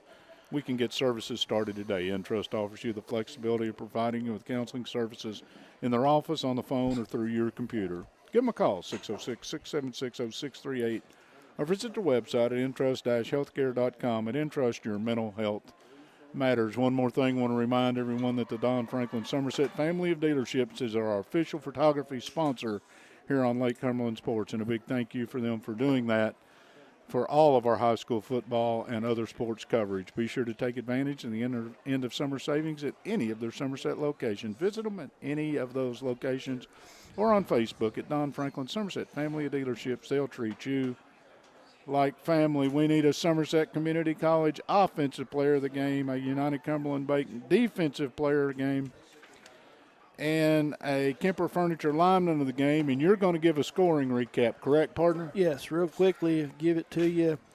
The Maroons opened up this game with a 3-yard rushing touchdown by Ethan Idlewine, and the Maroons would jump out after the Mounts PAT 7-0. At the 5:09 mark, Duggar would find Chandler Godby in the back corner of the north end zone, and after the Mounts PAT, Maroons would lead 14-0. 7:17 of the second quarter. Again, Duggar finds Godby on a 24-yard touchdown pass, this time in the south corner end zone. And after the Mounts PAT, the Maroons would jump out 21-0. Just before halftime, 41 seconds to go on the clock, Duggar would find Godby again on just a little shovel pass. Godby would do the work on this one and take it in from 13 yards out. PAT was no good for Mounts, and at halftime, the Maroons would be up big 27-0. Third quarter started, and North Laurel was stingy with the football. They took it all the way down the field and kept it, and finally scored at the 7:25 mark. Tucker Warren, the 1-yard touchdown run, he did it himself. PAT by Mills would make it a 20-point lead, 27-7. They would attempt an onside kick and recover, but would be stopped, and PC would now score with zeros on the clock at the end of the third quarter. Duggar would find Godby a 9-yard pass, his 4th touchdown of the night. PAT by Mounts would make it 34-7. At the 8:40 mark of the fourth quarter, Denmeyer would get in on the action. A beautiful pass from Duggar, floated it in. Duggar ran it down, and after the PAT, the Maroons would regain control 41-7. As the 3:40 mark of the fourth quarter, Cody Nichols would take in the direct snap from the Wildcat formation 5 yards out. Mounts PAT was no good. Score stood at 47-7, and here just before the end of the game, 5 seconds on the clock, Logan Hall would take it in from 2 yards out. PAT was mishandled, and your final score, 47-13. Let me give you some stats, and we'll jump through these, and then we'll pick out some hardware, and then you and I need to go try to catch Coach Hines. Danville wins over Somerset. Southwestern wins over Whitley County. So those two will stand. Pulaski County, 15 first downs on the game. They rushed the ball 22 times for 100 yards. 24 of 29 through the air for 342, 442 yards of total offense. Punting, 2 for 45.5, and yes, 12 penalties accepted for 100. Only 12? 12 penalties for 137. That's got to get cleaned up.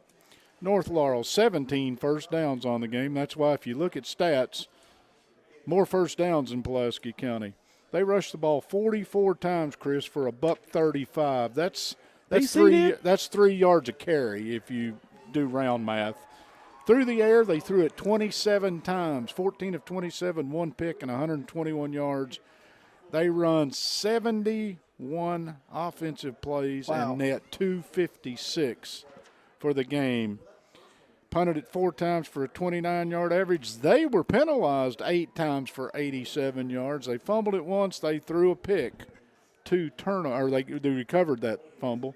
Pulaski County had the onside kick recovered. I'm assuming you call that a turnover of some sort. Yes. So 1 turnover each way in the game quickly. 23 carries for Gregory for 66 yards. Again, that's down in that 3 yards a carry thing. Evans, as you mentioned, only 4 carries. He had 34 yards. You wonder if he's not going to see the football a little more at somewhere along the line. 14 of 27 through the air was Warren. Gregory had 5 catches for 26. Bowling had 4 for 42, and Chapel had 3 for 44. For Pulaski County, another ho-hum night for Bryson Duggar. Duggar was 24 of 29 for 342 and 5 touchdowns. That is 13 touchdown passes in the last 2 weeks that this young man has hung on the board. A little bit of receiving. Idlewild had 3 for 24. Nichols had 4 for 63. Wesley a couple for 29. Woolridge 1 for 35. Anderson 2 for 21. Denmeyer 3 catches for 53. And Godby 9 catches, 117 yards, and 4 touchdowns on the game. Godby, on the ground, Idlewild had 9 carries for 27 yards. Leading rusher in the game, Nichols, 56 yards on 9 carries and a touchdown. That's pretty much a wrap from here, partner. 7-1 on the season for Pulaski County North. After a smoking start to this season, they'll fall 4-3 with back-to-back losses. That gives them 2 losses in the district, and by my math, Southwestern and Pulaski County will play for the district championship and the number 1 seed in 2 weeks at Southwestern High School, a game that I promise you we will be there. Winner take all, drug match. Loser leave town, hair on the line, top rope, whatever. Partner, how surprised are you at the final score? I really am. I did not expect it to be the margin that it was. I mean, Pulaski definitely has the offensive firepower to put this kind of points on the board. I thought North Laurel would control the clock more, run the ball more. They just were not able to do it. Pulaski defense did a great job against them and forced them out of their comfort zone and doing something that they're not used to doing. So you and I are going to go catch John Hines, I think, here in just a moment. But let's go ahead and do our hardware, if we don't care, the Somerset Community College Offensive Player of the Game. You are thinking? Well, I'm going to skip on you here a second. No hedging. I'm going to. It sounds like a broken record. I mean, how do you not look at Chandler Godby or Bryson Duggar? I mean, I hate it. You know, those kids have done what they've done this year and putting up big numbers, both of them top 2, top 3, leading the state. And they did it again tonight against a really good North Laurel team. Video game numbers. Video game numbers. Godby was held below his average tonight, but still had 4 touchdowns, 117 yards receiving. So that's a really good below night. average night. But you said Duggar, 296? 396. Duggar, how about 342? 24 of 29, 342, no picks. 5 incompletions, no picks. Those over 300 yards, 5 touchdowns. You talked me into it. Yeah, I mean, Bryson Duggar is our Somerset Community College offensive player of the game. All right, defensive player of the game. And I think the first half, the defense just pitched a shutout, basically. They blitzed a good North Laurel team in the opening half. They did. In the interior line did a really good job. So I could give this to a lineman, but somebody else who really stood out to me and played a well of a game, had his 3rd interception of the night, made some really nice tackles, really good covers, did not allow the receivers to get open. Xander Simpson, in my mind, had one of the better nights on defense. I tell you, pound for pound, he's about as good as they come. I'm just going to leave you at that. Xander Simpson will be our United Cumberland Bank Defensive Player of the Game. All right, one more partner in the Kemper Furniture lineman of the game. And then that brings me to the interior line of this defense that did a very good job, led by nose tackle Jay Bales. He was in there all night long and held the running game from North Laurel almost at nothing. He obviously had a lot of help from Elliott and Wesley, the 2 linebackers that ended up getting injured. Hornsby and Idlewild had good games, but my lineman has to be Jay Bales tonight. Thank you, partner. All right, that Pulaski goes 7-1. Next week, we will make the trip to Log Mountain. If you're familiar with Bell County High School, it's not hard to find. Many trips over there. Don't remember too many wins. That's the home of Dudley Hilton, in case anybody's not aware. The Bell County Bobcats beat this North Laurel team in week 1. Pulaski will go over there. They'll step out of district next week, and then in 2 weeks they'll have Southwestern at Southwestern in a game that's going to decide a whole lot of things that will decide who wins the district, who's the number 1 seed in the playoffs, but more importantly, it'll decide bragging rights here in Pulaski County, and that game above all in this town has become the game that everybody wants to see. We'll have it live for you here on Lake Cumberland Sports. Anything else, partner? Wild one here from Pulaski County High School tonight, where they come away with the 47-13 victory. It's been a fun week. We've had district championships in soccer, boys and girls, 46-47, and the Maroons come away with the big victory here at home tonight. You and I are going to wrap it up. We're going to go see if we can catch Coach Hines, and then we'll do the Alton Blakely Family of Dealerships postgame show live on Facebook, and then we'll come back and gather up our toys. Thank you for joining us tonight on the Toyota of Somerset High School football, our title sponsor and our presenting sponsor, Ford Brothers Auctioneers Realtors, for one final time on the Buffalo Wings and Rings Game of the Week. Pulaski County in a bit of a surprise with a 47-13 win over North Laurel. Till next week, for Chris, me, and everybody in the crew, good night, everybody. Good night.